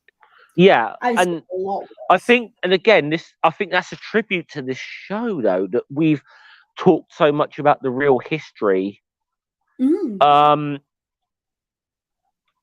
That's in a way, that's a tribute to how good this show is. Like I said to the beginning, I can't sit there and pick too much about the historical accuracy. Of course, there's things that's been changed and whatever for dramatic license, and that, of course there has been, but it's not so egregious, and it is very, very close to the real events. And we've admittedly, yes, we've as we said, there's a few things where they take a bit of speculative license, but not to the point where it's unfeasible. And I mean, again, putting Kit Harington in 2017 in a leather jacket, nice job. But you know, every show needs some eye candy, I suppose. And he knew exactly what he was getting into. So, and I'll just say that even as a very, very heterosexual man, Kit Harington's pretty damn hot in that leather jacket. Yeah, even I can admit that. Exactly right, and scum as straight as an arrow. We all know this. So it panders to the audience. It does pander to a modern audience, does this show? But if you were to watch the show and walk away from it thinking, yes, that's how the Gunpowder plot happened, you wouldn't be any more uninformed or any more ill-informed than the average viewer. Yeah. And that's fair, right? Like this show doesn't set out to be, yes, it's a docudrama, but it doesn't set out to be a history lesson. No. So I could, like, on a level of, okay, this is what the public perception of it is. This is the level of understanding you probably should have. I'd say as a docudrama, it is actually way more historically accurate than an awful lot of History Channel documentaries back in the day. So,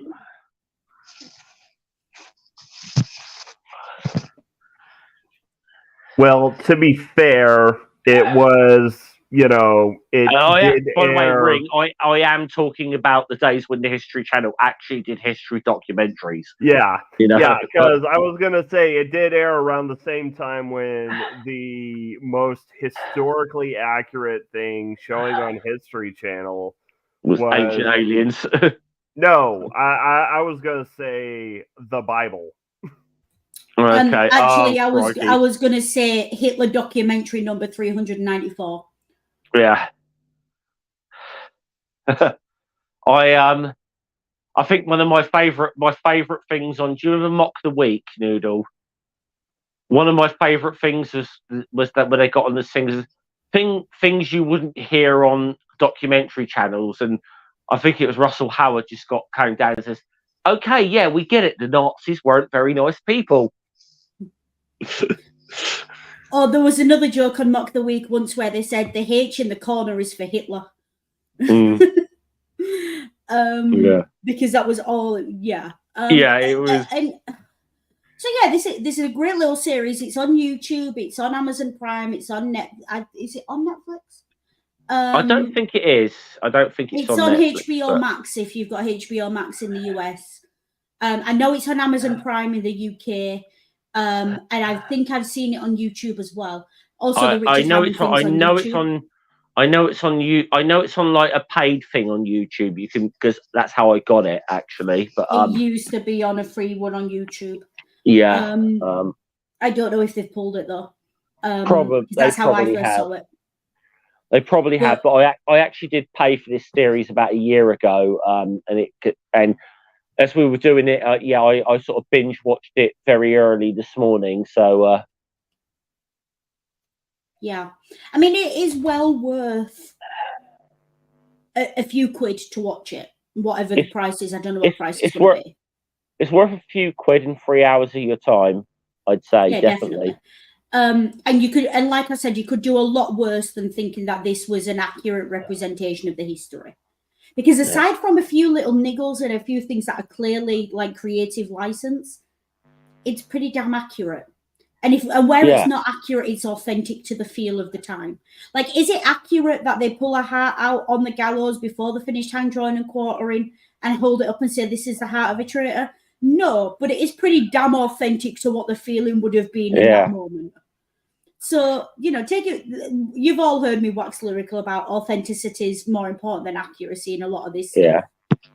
What I like about this show, it doesn't claim to be historically accurate. There's no title card at the beginning that says based on historical events or anything. It's just a show, and so I can forgive it a lot because it doesn't pretend to be something it's not. I'll just say it's like you know how like Ring describes the Uderzo line for certain things. I've got my things, the historical accuracy, what I call the Mel Gibson line.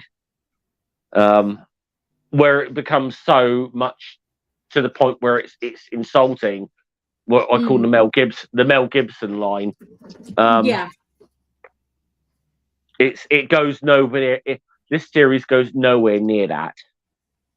No, absolutely not. This, I think, again, I wouldn't show it to, say, a room full of undergraduates. Or if I did, it would be as a jumping off point, kind of for the discussion we've had today. But if you said to me, I'm going to show clips of this to my GCSE history class or my A-level history class, I'd be like, yep, go for it. Have the discussion about what's accurate, what's not. Was this a reasonable portrayal? But if that's how you're using it, absolutely fucking go for it. Fucking go for it. If you're showing it to adults, you don't even need to have that discussion. Because if you think you've got a group of adults who can watch this show and watch it critically, you don't need to have that discussion with them. They're already thinking these things. But I think he, again, even with a lot of the things that they're completely speculating on, like the way Cecil's manipulated this whole thing, sort of thing. It's not reasonable. Yeah, it gives Cecil a little too much credit, but at the same time, it's not too far away from the truth either. And as I said, I think there's, from everything I've read or documentaries I've seen around the Gunpowder plot, there's definitely a lot of evidence to suggest that Cecil knew about this before the whole Monteagle letter was delivered. Yes. I think there's definitely having evidence. Now, how he knew about it or whatever, we don't know. And like the Monteagle letter, again, that's something people speculate over. There's a number of different theories of this. Now, I think the way this series goes with this, it just so happens that Monteagle happens to be having dinner with, was it Wade? Is it? Yes. Yeah. So the way that what they're implying here is that Monteagle, obviously being a Roman Catholic in the Parliament, it almost reads like Monteagle was forced to give them up. Well, it almost feels like it's more of a Cecil and Wade are setting Monteagle up to see if he's part of this kind of thing. Yeah. Whereas in reality, Monteagle got that letter and immediately ran off to the government going, careful, like... Yeah, now there's a couple of theories around this. Now, either one of it is Monteagle wrote it himself. Possible. The other theory is, and the one that I tend to lean towards, is one of the conspirators, Francis Tresham, probably wrote the letter. And Tresham was brought into the plot a little later on, and he was notoriously a bit loose-lipped and was also a relative of Monteagle.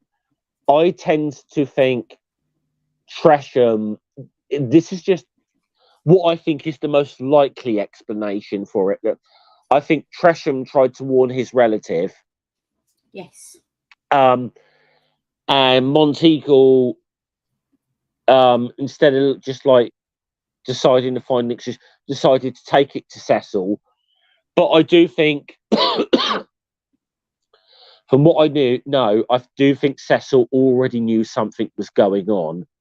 And the Monteagle letter, I think, is and this is what is done so brilliantly in this. And this actually happened. I want to say the letter that was tipping off the plot. The way Cecil played King James was fantastic and this is what actually happened.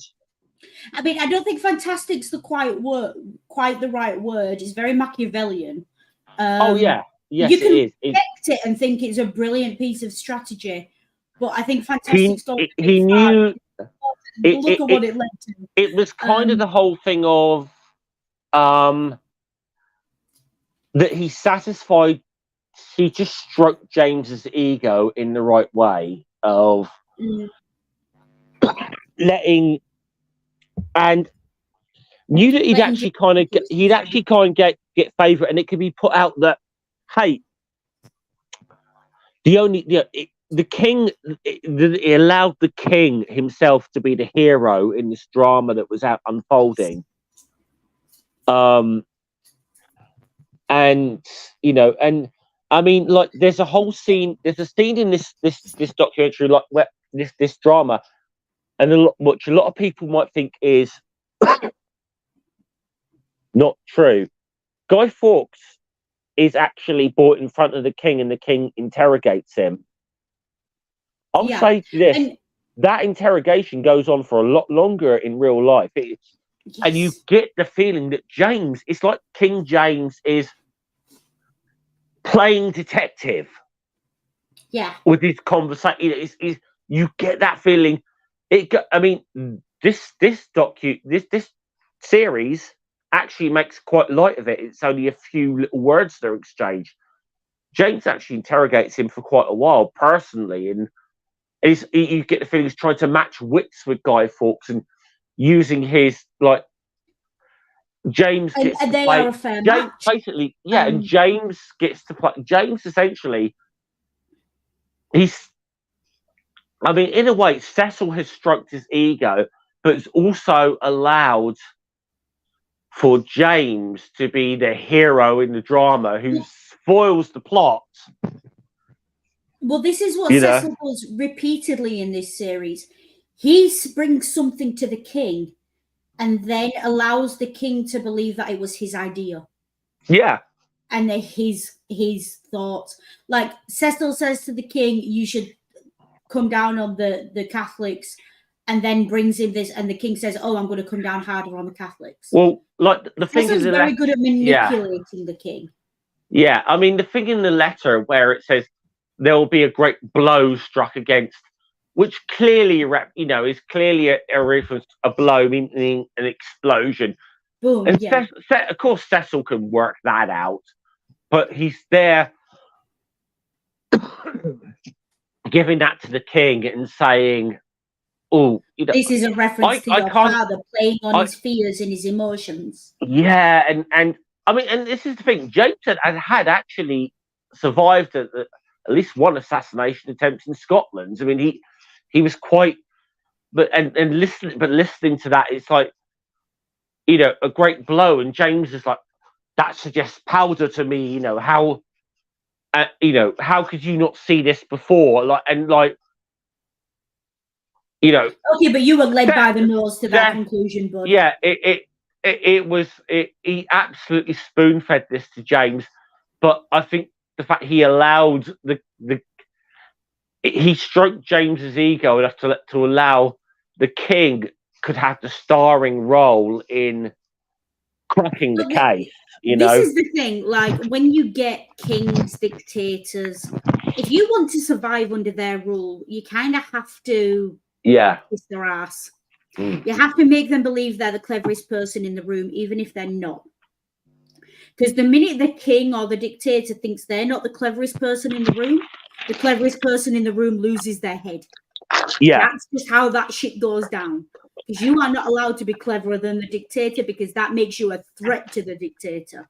Same goes for the monarch. Yeah. So it's like, and Cromwell did this brilliantly historically as well. But you see in history, time and time again, like there's a reason it's a really common thing in history for kings and dictators for it to come out usually long after their reign or their thing is over, for it to come out that actually their strings were being pulled by their right hand man.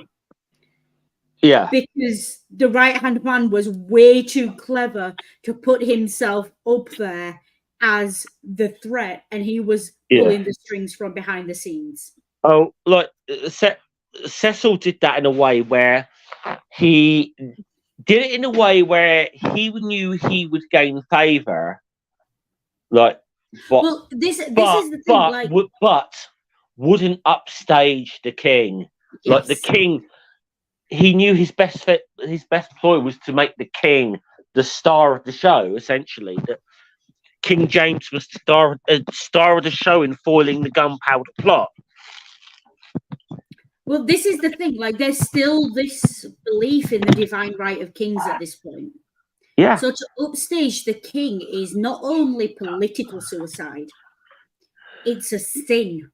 And it's a mortal sin at that. Like, even if you're not Catholic and that doesn't translate, it's you make yourself, if you decide you're going to upstage the king, you have made yourself alone in the world.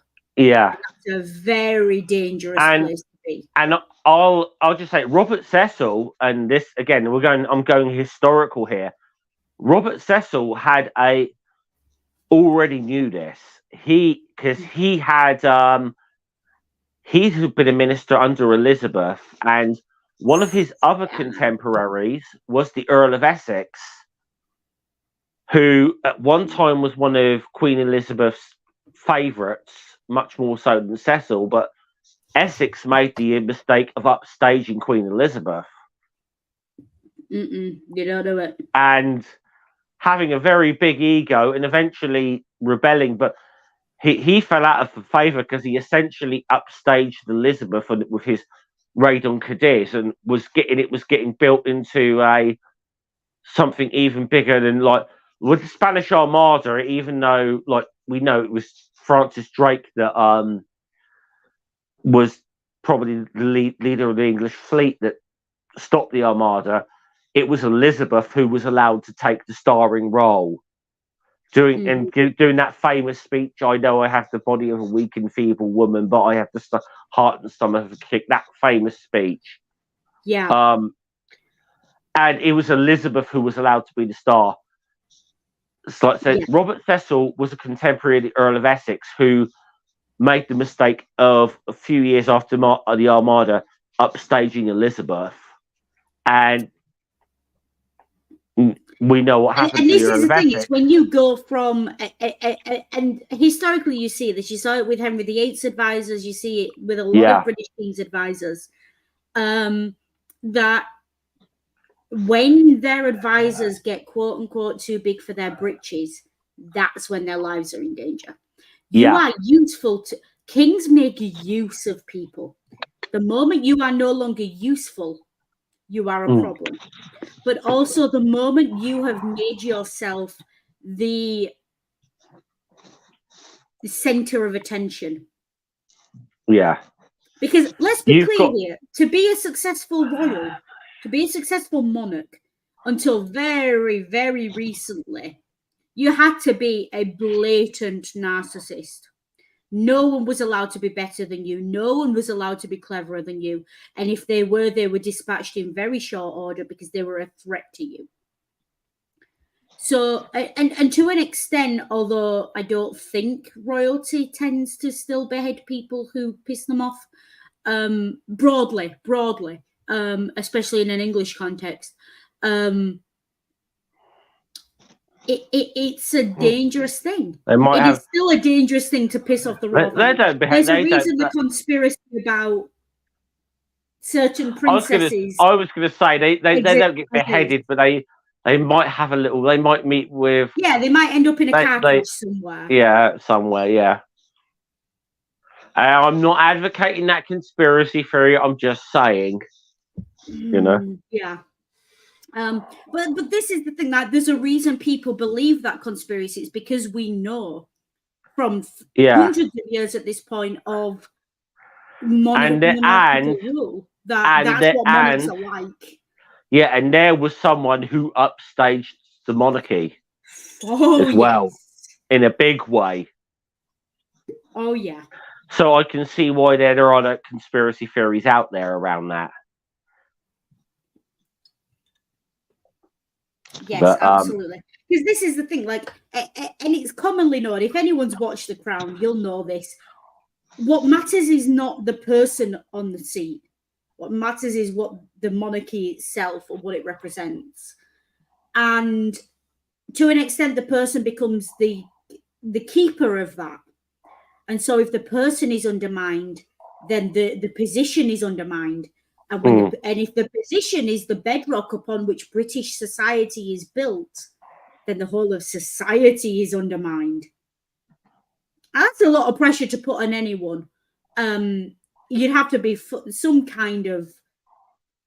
I wouldn't want it, but no, and I think, and I generally think, from what I've read of a lot of British monarchs, that a lot of the ones that have turned out to be the better British monarchs, or have either been the better British monarchs, or have been the better human beings, or whatever, that have generally been the ones who've inherited the throne who weren't expected to. Like, I think George VI, for example, the father of our late Queen Elizabeth II, he's probably one of the better human beings that's ever sat on the British throne. But he got that off. He wasn't expected to be king. He got that role because his brother abdicated. Yeah, no, exactly. And Elizabeth I was one of the better most intelligent monarchs we had. She was not expected to get the throne. No, absolutely. Now there are outliers to that rule of the spares being better, because we also Henry VIII was also a spare. So, but you know. But I think the thing is with the spares is, if you are the kind of person who wants that level of power, you are the last person I would trust with that level of power. Yeah. Because you've got to be. I don't want to use any ableist language here, but there's got to be something fundamentally wrong with you. To be the kind of person who wants the power of life and death over hundreds of thousands of people, regardless of what your political alignment is. You are that kind of person, like, get some help. No, seriously, get some help. But yeah, generally, people who weren't raised to it and don't want it, and see the pressure it puts on people who were expected to have it, because they don't want it, generally wear it better. Yeah, because that's why I said why I think that's why I think like I said, George VI, for example, as a human being, probably one of the best people that has ever sat on the British throne, and I'd say more so than his daughter, the Queen, our last Queen. You know, yes, I think he's one of the best. And I know, okay, we're talking low bars a lot of this time with the British monarchy, but you know. But this was the thing, right? You talk about our last Queen as being one of the better ones, at least in the top three. But how was she characterized throughout her reign? As someone who kept her head down, her mouth shut, did what her government told her, and let people project whatever the fuck they wanted opinions on her. She was not a character of her own. And this is why I think Charlie's going to have a problem, because he is very opinionated and he's not afraid to say it. No, and she was very much, she was a queen for all people. Like whether you were right wing, left wing, black, white, gay, straight, it didn't matter. You found you could delude yourself into believing she agreed with you. I mean, that's the big difference with like British monarchs today or whatever, where that they're not supposed to have opinions of their own. Where obviously we're talking the era of Gunpowder, they very much did, Yeah, because were required to. yeah, they had their opinion, and generally, whatever their opinions are, you followed. Yeah, And like, I think obviously, I mean, I think it's it. Hey, listen, if we're going to have a monarchy in Britain, I think it's better that we got something like we got now than if we have to suffer a monarchy. Yeah, It's the better lesser of two evils, but it is still objectively evil. Yeah, I'm just saying if we've got to have it, and we definitely want a monarchy where there is restrictions put upon like, them, look, and I'm okay. They can perform the ceremonial role. Me personally, yes, I'd sooner Britain was a republic than a monarchy. That's me personally. absolutely. But like, as a non-white Brit, even though I've moved, I am still British. As a non-white Brit, I would much rather have the royal family as they are, performing largely ceremonial roles and getting fat off taxpayers' money, than I would allow the kind of people who would ask the colour of the inside of a child's ears any kind of real political power. Yeah.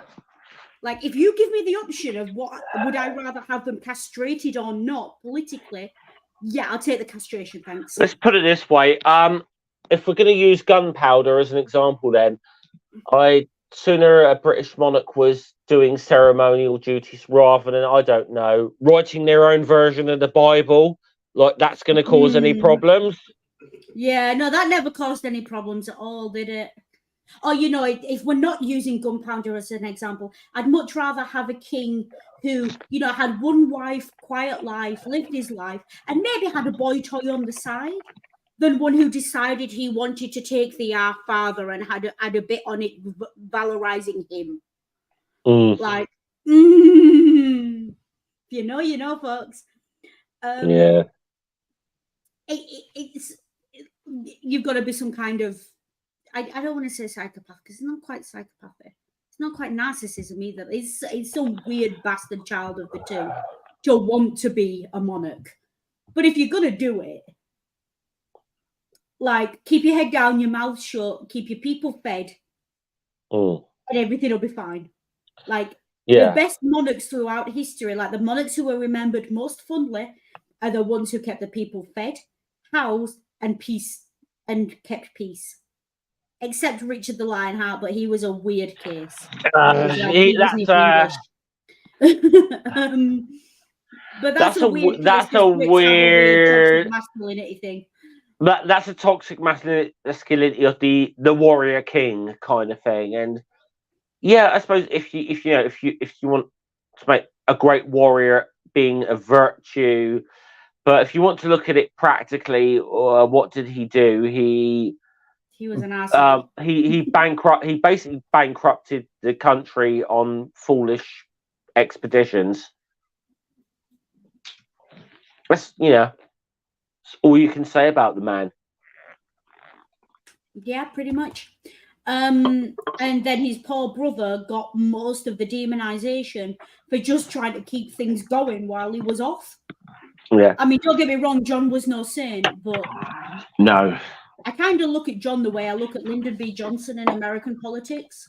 Like, you had a situation thrust upon you that you had no reasonable hope of managing in any decent way. King John is just kind of fucked over. King John is unfortunately middle-aged England's equivalent of Liz Truss. Yeah. Yeah, pretty much. Like Middle England's Liz Truss, like absolutely at the mercy of circumstances with no intelligence, power, or will to do anything about it.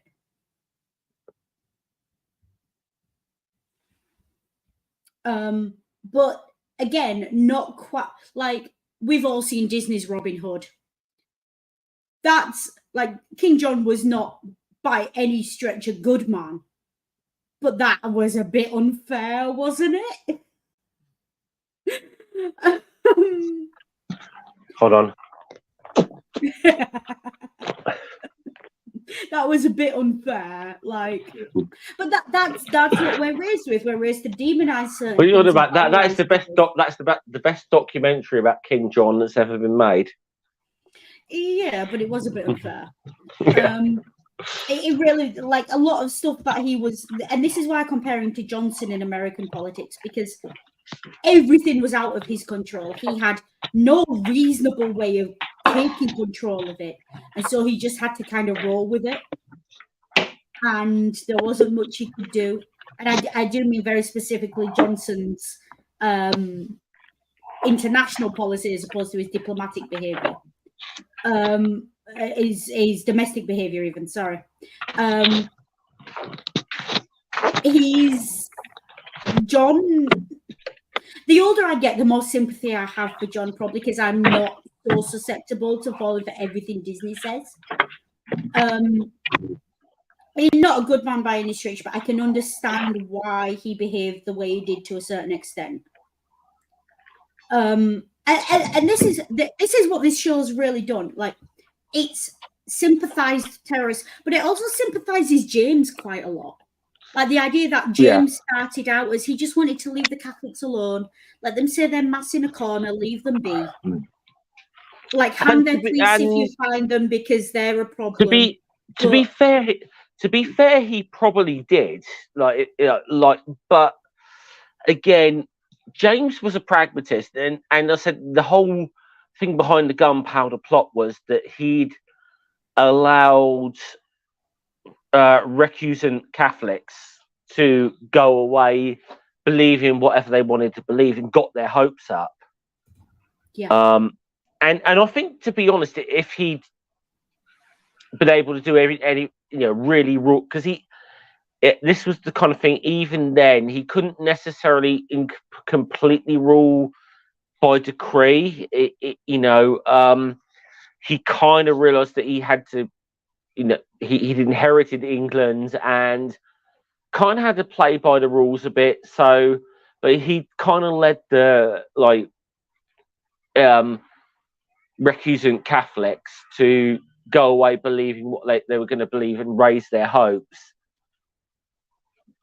and then obviously didn't deliver on their hopes, as tiny as they might have been, because I think it was more about, we just want tolerance, and they didn't get that. And this was the thing, like, toleration was very much the order of the day, still is to an extent. And look, we understand in 2020 that tolerance is not necessarily enough, depending on what it is that, sets you apart from the majority. But tolerance should be the bare minimum, right? If I don't have to like you, I don't have to agree with you, that doesn't mean I want to string you up. We're allowed to have differences. And look, as long as you're not trying to kill me and I'm not trying to kill you, we can probably get along fine. And this is the thing with, look, the history of Catholicism and Protestantism in Britain is not going to be resolved on a YouTube stream on a Sunday afternoon in 2023. And as messy and as messed up it is, the Church of England coming out of it is probably like the most reasonable solution to those hundreds of years of warfare. And this is the thing. It was like and a lot of the time it was trying to find that middle way. And I think this is why we got one of the reasons, I won't say the only reason, one of the reasons of the civil war that happens under James's son Charles, who lacked every, like, James, for all his foolishness, had enough pragmatism or whatever to realise that he had to play the game with English Protestants and so on, whereas his son had none of that capabilities. So if James I was the David Cameron of his era, then Charles was definitely like the Boris Johnson of his era. Yeah, although I think that's an unfair. I would say it's an unfair comparison because you know what to say about like good human beings that have ever sat on the English throne. In a lot of ways, Charles I was a really decent human being, one of the better human beings we've ever had sit on the throne, but one of the worst kings. Well, One this of is the the thing, least like, qualified people to be a king, but are those two things not mutually exclusive? Yeah, and did believe in the. Look, I don't look. What I'm saying is, I really don't think Charles I was an evil man, but he did believe in the divine right of kings, but everything I've read of him, it was a very decent human being, one of the most decent human beings we've ever had. But this is the problem, right? Because if you are fundamentally decent, he did not have the skill set to do the job that he'd inherited. Yeah, it is a lack of skill, but also like if you are a fundamentally decent human being, there's got to be something in you, right? And this is my personal definition of decency. How could you possibly, in any circumstances, be willing to take the role of monarch and want to take the role of monarch and execute it as expected in that era? You wouldn't. Like the closest a decent human being can get to wanting to be a monarch and do anything about that or to be in that situation is probably the late Queen, who I'm stretching to even call her a decent human being, but she kept her head down, her mouth shut, and she had as little impact on the world as possible. And as a monarch, like, other than the Danish, who, like, their royal family have day jobs and they literally just show up for state events and wave a bit and then wander off. And a couple of other royal families in Europe do the same now. There's not really a way to be a monarch and be a decent person because one kind of precludes the other. You can either be a decent human being who cares about equality and equity and human dignity and human rights and decency, or you can be a monarch. Those two things do not go together. And I think we're probably a generation off, but I would hope in my lifetime we will see at least one royal in the English-speaking world, although potentially not, who will abdicate purely on an ideological basis of, I cannot be a good human being and also be royal. I would hope it will come to that eventually, but I don't hold out much hope because these kids have been spoon-fed with gold spoons from me in the cradle. I'll say this: if it's not going to be Charles, it will never happen. You know. I mean, Will's definitely not got it in it. No. I mean, Charles.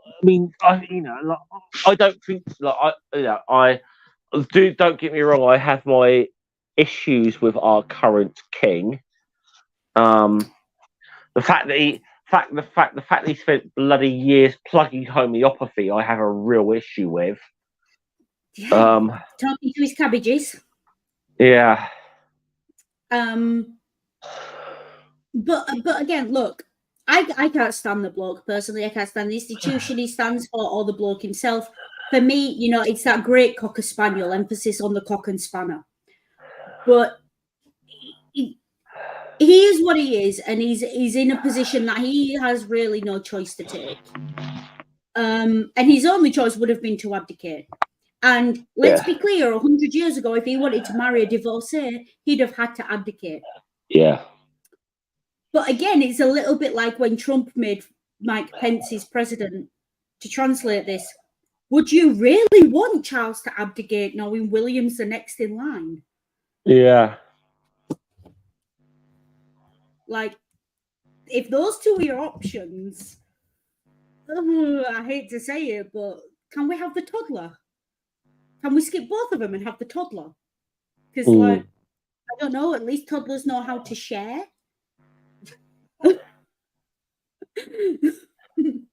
This is my opinion of royalty, folks. I know nothing about the two blokes personally, but this is my opinion of royalty. I don't know.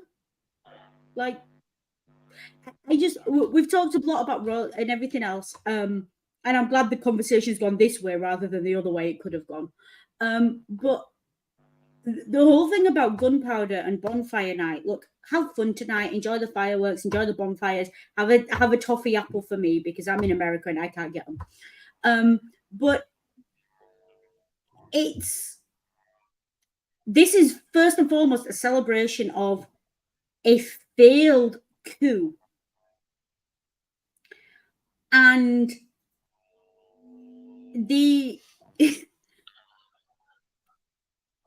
don't forget that, right? When you're burning effigies of Guy Fawkes and Catesby or anyone else you're burning an effigy of, understand what that means. You are, even if temporarily, aligning yourself with a royal institution. Now, yes, these guys were terrorists. Yes, these guys were zealots. No, I don't agree with what they were doing. No, they weren't representative of Catholics as a whole. And they certainly weren't representative of English people as a whole. But look, if someone said to me tomorrow, look, we've got a surefire way, no one's going to die, no one's going to get hurt, we're going to remove monarchy from Britain and we're going to become a republic. Absolutely sign me the fuck up. Where do I sign? Because the institution is rotten. But that doesn't make what they did right either. This is not a case of yes, they were being persecuted and a few of their number were being killed. But and again, I can't say this without it echoing into the present and current events. There does come a point where an oppressed people will stand up and say, no, enough's enough. And that's fair cop, right? That is absolutely fair cop. But the gunpowder plot's different because they weren't, yes, they were being oppressed, but they kind of pulled the trigger a bit quick. It's not like they lived for 40 years under these extreme rules. It's not like they were being hunted in the streets or anything. They did pull the trigger a bit quick. And this show does pose the question of, was this an ideological thing? Or was this just Catesby realizing he didn't really have a lot to live for and dragging a bunch of other zealots who were easy to convince down with him? And for me, I don't, of all the things I know about the gunpowder plot, of all the education I had about it and everything else, British schools are obsessed with teaching you about this shit, right? I don't necessarily think it was for ideological reasons they were doing it, or even the religious reasons. And maybe that's my modern take on it, but for me, look at how religious you are. And look, I've studied the Crusades, so I know people are religious. But even in the Crusades, people who joined the Crusades didn't join up because they loved God. They joined up because of the looting opportunities. So there's God, like, for me, putting this as a rebellious ideology against a rotten system fundamentally misunderstands what the gunpowder plot was. And that's why I don't truck with it. Because there's like this show very much skirts around the edges of, it doesn't give a reason. But when you don't have a reason for doing something, you don't have a plan for it. And my big question is, and again, I encourage anyone in any historical event you're talking about or any analysis you hear, always ask the question, so fucking what? So they blow up Parliament, so fucking what? So the man's wife was dead, so fucking what? Like, so what? Like, what's the long game here? What's the plan here? Because to me, the gunpowder plotters didn't have a plan. They did not have a government in waiting. I mean, the only thing they had was like to put like James's youngest daughter on the throne. That was about who was an infant at the time. That's about all they kind of had, but other than that, they really didn't have and the zealotry was that they believed, okay, now had the gunpowder gone off at the state opening of Parliament, yes, now they would have decapitated the English ruling class in one foul swoop. They would have done that. But that still doesn't necessarily mean you're going to shift and be able to change an entire nation in one foul swoop like that. Look, we've seen it historically. When you do big attacks like that, 9/11, dropping nuclear bombs, big attacks like that. The one absolute certainty that you are going to do is turn the people who may have been sympathetic to your cause into your enemies.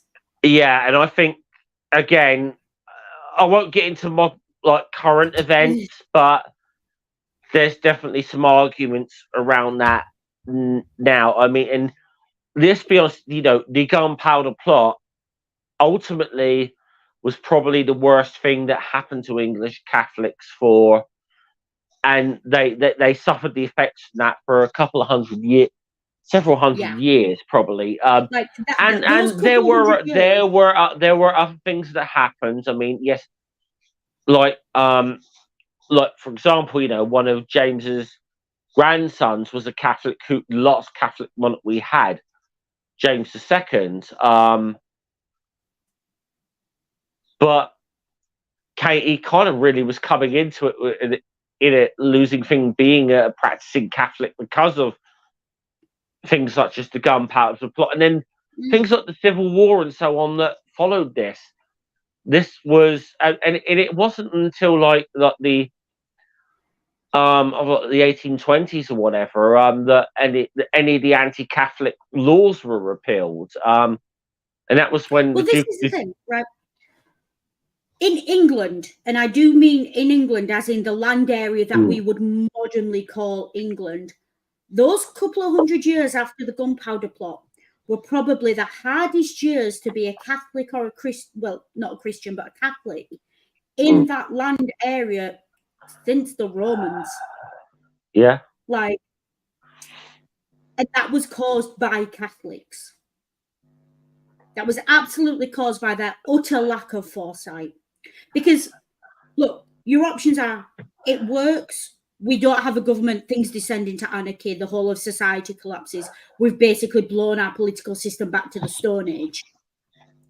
Or it doesn't work, we all get executed and collective punishment ensues for 200 years. Like, neither of those are winning options. No, I mean, there's one thing, and I'm glad they covered this in this series as well, which, again, their whole Last Stand thing. If you think about it, how when I said Guy Fawkes was like the only person in this whole thing you could call an actual professional in what he did, and he broke under torture. And he was the guy who broke under torture. But he was the trigger man. Okay. The fact that, I mean, it's comical when you think about it. When they had wet gunpowder, how they decided they were going to dry it out. By putting it in front of a fire. Yeah, that's happened. By the way, that's not an invention of this series. That's happened. I know what we're going to do is we're going to take this shit that we know can be turned into a bomb and we're going to apply heat to it. Yeah, let's put it by an open fire. Like at that point, it's a good job you've already all pledged that you're going to die here, because you are going to die here. Yeah, because you are going to die here now. But that shows what a bunch of bloody, I mean, if anything, to show you what a bunch of fucking incompetent amateurs you were dealing with here. With the possible, what I said, with the possible exception of Guy Fawkes in this whole plot, like, actually, I'll just say, Analyst Ring, could you do a? Yes. Can we have like a couple of minutes of Analyst Ring on the Gunpowder plot here? Now, first, I'm going to say this because Noodle is all too aware I have thoughts about The Last Stand. But yeah, in terms of the Gunpowder plot itself, like, yeah, even if it works, you still have two rival regional powers who are more than willing to step into the power vacuum that you just caused. You're like, say it went off. You're either giving England to the Scottish or the French, or maybe even the Spanish. You're basically just turning England into a vassal state because like it has been pointed out, they didn't have a government in waiting. Their best hope was have the youngest daughter of King James take the throne under the regency of a favorable noble. But in regards to The Last Stand, I swear to God, those incompetent bastards. Because so you're set up in this house, and like, instead of setting up a killing field in the courtyard that that the soldiers are going to come into because they're coming in to fucking arrest you, and your plan, like, even if your plan is to make a desperate last stand and sell yourselves dearly, you can do a whole fucking lot better than just standing there, than just barricading yourselves into one room by yourself. The house has a courtyard that they are going to get that they are going to go into. You have a killing field already set up for you. Make fucking use of it. Yes, but I would point out that this is the point. Yeah. Oh. They weren't looking to kill their enemies. They were looking for martyrdom at that point. The point was not to kill the guys coming to arrest them. It was to go down in history as, last stand. Yeah, but a last stand. Yeah, you're right. It wasn't a last stand does imply that you try and kill a few of your enemies on the way out, though, isn't it? And make it like I mean, it's not like a historic last stand, like, I don't know, like the Alamo or whatever, where they all died, but they took a lot of the Mexicans down with them. This was they were looking for I mean, this is why I wanted to that's why I wanted to say I wanted to give Analyst Ring a couple of minutes here, and so, like, because if you really look at it, what a bunch of, like, ragtag amateurs these actually were. Can I just point something out that I think both of you are missing? Catholicism is a death cult. They didn't want to survive, and they didn't particularly want to take too many people with them. What they wanted to do was have a symbolic massacre of themselves in the hopes it would cause an uprising in response. Clearly that failed, right? Like that would be the tactical thing. Now, they'd already agreed they were dying there. Not that they were going to make a stand there. They were dying there. They were not going to be taken prisoner. Now, I don't care who you are. If you are 20 people against the king's men, I don't care who you are. You're dead. You're dead. And they knew that, right? That's why they were all sat in that room praying. And this is the point, that they were not looking for a strategic advantage. They didn't care. What mattered most to them was standing together as a group, as Catholics, to die for the cause. At that point, they don't care that they've got a perfect killing field. They don't care that their gunpowder's damp. What they care about is, we're going to go down in such a way that God will smile on us. That's all they care about. And so, yes, they're incompetent. I'm not arguing that fact. Yeah, I do think they. Like, the whole thing's incompetent, but the only way, right? You look at that. Like, they had enough gunpowder in that room to blow the whole thing to smithereens. Like, The only way you are that fucking incompetent in a last stand is if it's deliberate, right? Because no one's that stupid. Like, no one is that stupid. If I No, got that I from what I've read of them, they were that dumb. No, but this is what I'm saying. If they took the worst possible outcome because their goal was not to survive, was not to have a glorious last stand. Their goal was to go down as Catholics. And that was more important to them than any kind of heroics. And that's the difference. This is why I think, yes, they were incompetent, and I'm not denying that. But I don't think their incompetence was necessarily a symptom of stupidity. I think the incompetence was a symptom of their zealotry, and there is a difference.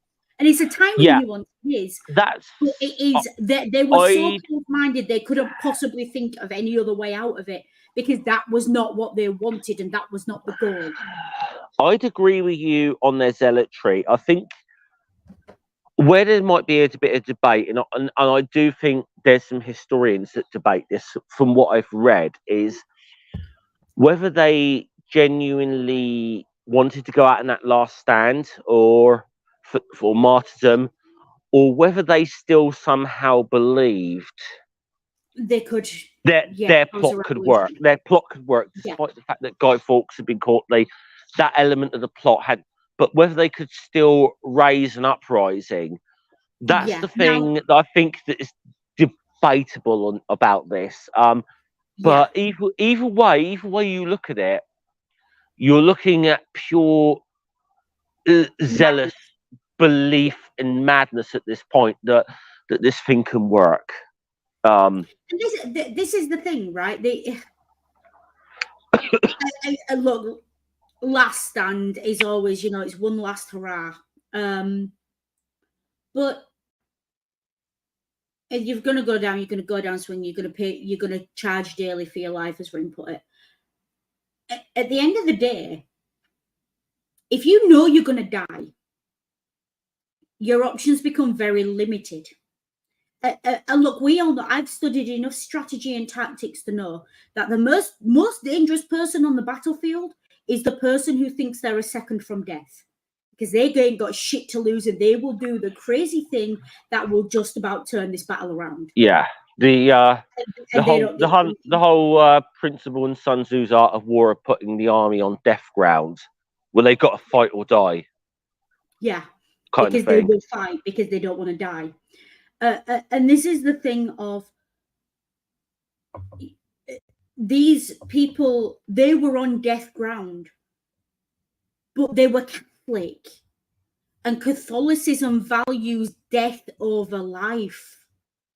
And this is, it's so difficult to explain this to people who are not indoctrinated into that. Yeah. I get what you're saying. When I tell you I was 5 years old and being told you should be willing to die to say you are Catholic, I cannot stress enough. I was 5-6 years old and being told if someone came into this classroom now with a gun and asked you if you are Catholic, would you say yes or no, knowing that saying yes would get you shot? And the teachers actively told us, you should say yes, you should die for your faith. If you are not willing to die, you are not a good Catholic, you are not a good person, you are not a good human being. Now, to tell that to 5- and 6-year-olds is an abomination, is heinous, is indoctrination to the nth degree. But that's what you're dealing with here. You're dealing with people who've been indoctrinated from the moment they could walk. And you're dealing with people who've been told death is preferable to living if living means denying your faith. And at the end of the day, look, these guys had two options. They were going to go down on that battlefield, or they were going to be taken and be tortured. At that point, I'd rather go quick. I don't know about you. I know it makes me a coward to say it, but if someone said to me, look, we'll put a bullet in you now, or we'll torture you for a couple of weeks until there's nothing left of you that's recognizable, and then we'll hang you. I'm not being funny. Give me the bullet. There's just basically as a basic, There's basically three things that could happen. Like they're either dying, they're getting captured, or by some miracle they manage to break out and continue to fight. And listen, we could debate to the end. I mean, I think historians have debated on this for a long time. They're still going to be debated. They're probably still going to be debated it after we are all dead and buried. We're not going to solve this on this show. It's unless we're there and know, and getting genuine insight into the minds of like Catesby, Percy, Winter, these people, we're never going to know. But I think, I mean, obviously, I think overall, I just want to say that I think this series was a very good representation of the events of the Gunpowder Plot. And, yes, kind of, I that's what I said. I think it's a very good series in that respect. And the fact that a lot of things that I think if you're not familiar with the history, might seem a bit like out there. You could watch this not knowing any of the history and think, oh, this is just ridiculous. But, a lot of the things did actually happen. Like the whole thing with like James himself interrogating Guy Fawkes, that happened. Which is ridiculous in hindsight, right? Which if you look at it on the surface, the fact that the king would actually personally interrogate some guy, it sounds ridiculous on the surface, but this happened. This is the thing as well, and again, we're getting near the end of the stream, so I am going to bring it up to a modern context. If you knew that your lone wolf vicious act that was going to bring down, let's be clear here, pretty much the fires of hell on an innocent civilian population, and you didn't have a plan for the aftermath to try and mitigate that, you're in the wrong.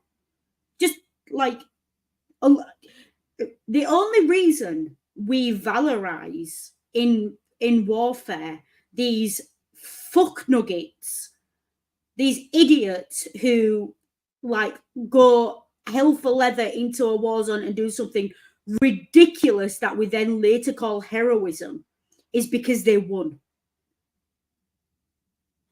Right? A hero is not a hero until their side has won.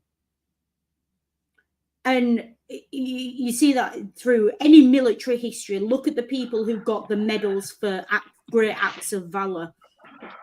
If their side had have lost, they wouldn't have been great acts of valor. Those would have been suicide missions. Yeah. Those would have been missions that would have destroyed the civilian population they claim to represent. Those, I'm being very careful. Those would have been, acts that any sane person would look at and say, not on your life. Like, no sane person does those things. And the other reason you do those things is because you are so blinded by your ideology, so blinded by what you believe and what you've been taught and indoctrinated into, is that you actively cannot you understand that there is any alternative. And then you bring down the fires of hell on the poor fuckers left behind. Yeah, because the majority of people who do acts like that don't survive them, even if they are on the winning side. I agree with you there, Noodle. And it's like I said, whatever was going through the minds of the Gunpowder plotters, whether it be a heroic last stand,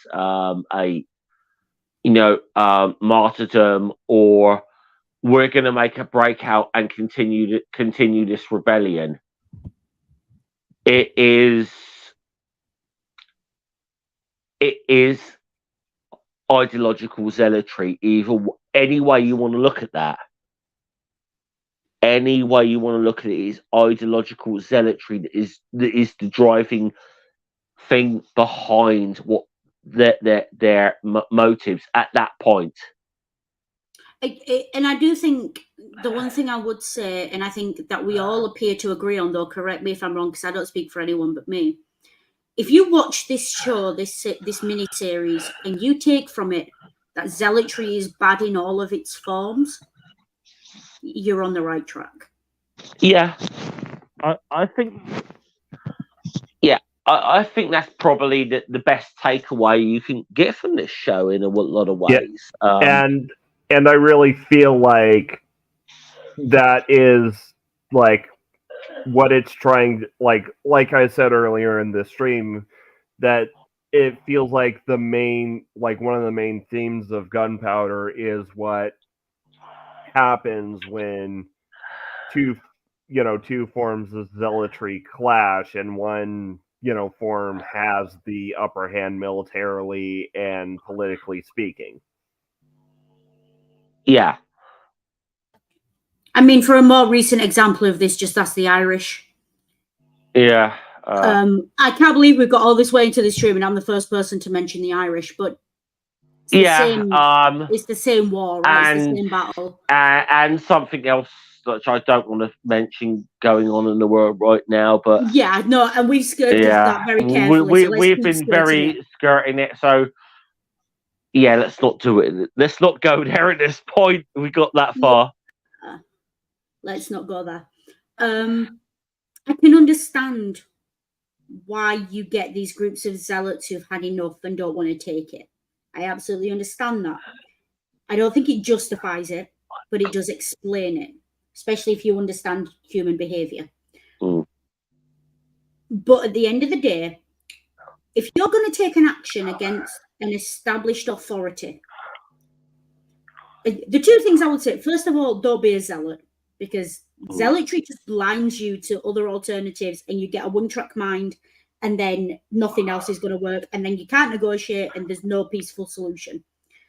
But two, if you're going to do something like that, at least be competent about it, have a plan, and don't just plan for the event itself, plan for the aftermath. Right? We've seen it so many times historically, and historically, right?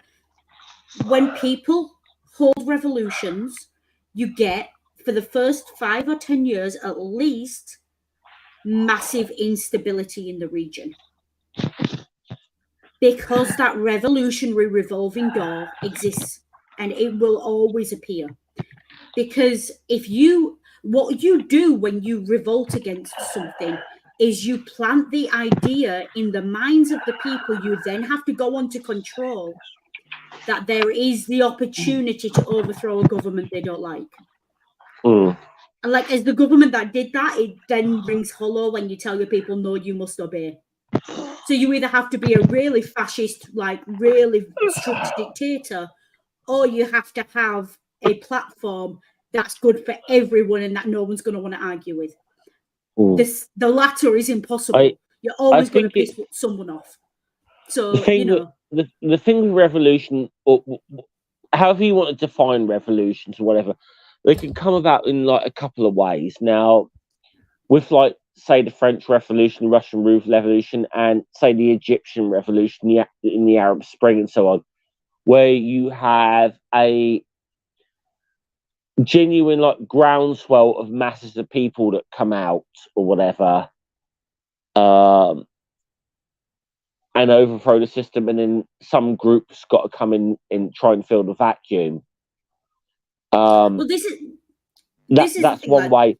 But the other thing is what they're doing here in this thing is what they don't have that, but they're trying to engineer a coup or something where there's been very, again, you've got to have that plan. Now, there's been not many people in history where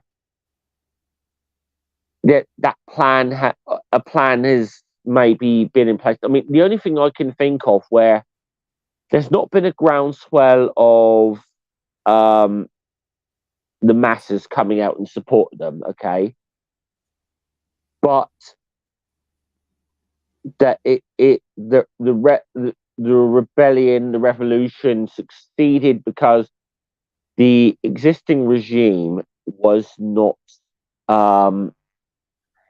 just was corrupt and failing and not able to deal with it.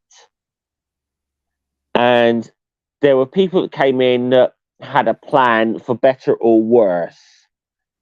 The rebels had a plan. The only thing I can think of historically is Cuba in Castro's revolution. And I mean, I would say, look, if you are in a situation, which the way the world's going, we all might well be at some point in our lives. If you're in a situation where someone is offering you revolution, this is something I learned from reading about the Russian Revolution, but it applies pretty much universally. When someone is offering you peace, bread, and land, ask them how they're going to do it before you decide whether you're following or not. Yeah. Because peace, bread, and land sounds great, but who's milling the wheat? You know, what land? Peace, how? You know, ask the questions. Don't just fall for the slogans, and that goes for any politics. 90% of politics is slogans. So yeah. Yeah. Brexit, sorry. And with that, I think we'll move to shilling. Scummer, do you have anything to shill? I've got two channels, God the Scummer and History with Scummer. I have one on my main channel, God the Scummer, that I released earlier today.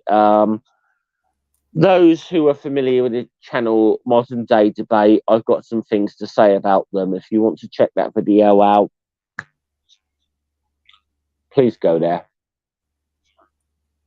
Cool. So, not something of mine to shill, but if you've been listening to me and you found you kind of agree with my opinion on royalty, and therefore, because you aren't necessarily a raving sycophant for the royal family, your royal history is, I'm going to say, spotty at best, because you can't study anything without being indoctrinated in British education. I strongly recommend having a read or listening to the audiobook for a book that's come out recently called Unruly. It's David Mitchell, the comedian, and he basically does a broad overview of British royal history. And I won't spoil it for you, but his conclusion is well worth sitting with. And it's a good read, and he's funny as well. He's a comedian, so it's not a slog by any stretch. And aside from a few minor niggles with his analysis, and I don't expect to agree with anyone on everything, I can pretty much wholeheartedly recommend the book. I listened to the audiobook; it's a good listen as well. Yeah. I'm gonna, because we've been talking about royalty and treason and gunpowder plots, I feel like it's worth shilling, so definitely have a listen to that. I'm not sponsored by him, I've not been made any offers, but do have a listen to it.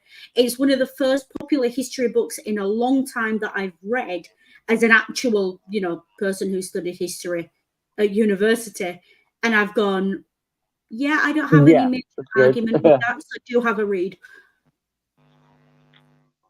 Are we the baddies? Yes, that David Mitchell. Yeah. Now, so next week, we are either going to be covering Mouse or we are going to be doing another plugged-in stream, because one of the co-hosts has quite a bit of media to catch up on. Yeah. And also, I don't know when it's coming out, but I am going to be recording an interview that will be aired later. I'll shill when I get the details. Also, finally, this is not so much a shill as to a questionably dubious potential call to action. I'm not telling you to go hound Apologia and with recommendations of my channel, but in a recent video, Apologia did ask if anyone knew skeptic YouTubers with interest in movies. Yeah. Please. Oh, we're please, right Bob, here. please. We're here. Please bombard Paul Legier with that information. And I think with that, I think it's best we move on to tagline. So, Scummer? Remember, Armageddon was yesterday. Today, we've got a serious problem.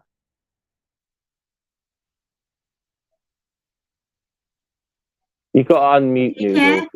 Be good. If you can't be good, remember, always use your noodle. And remember, the purpose of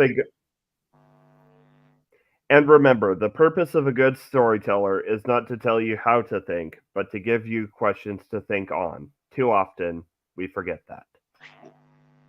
Salute.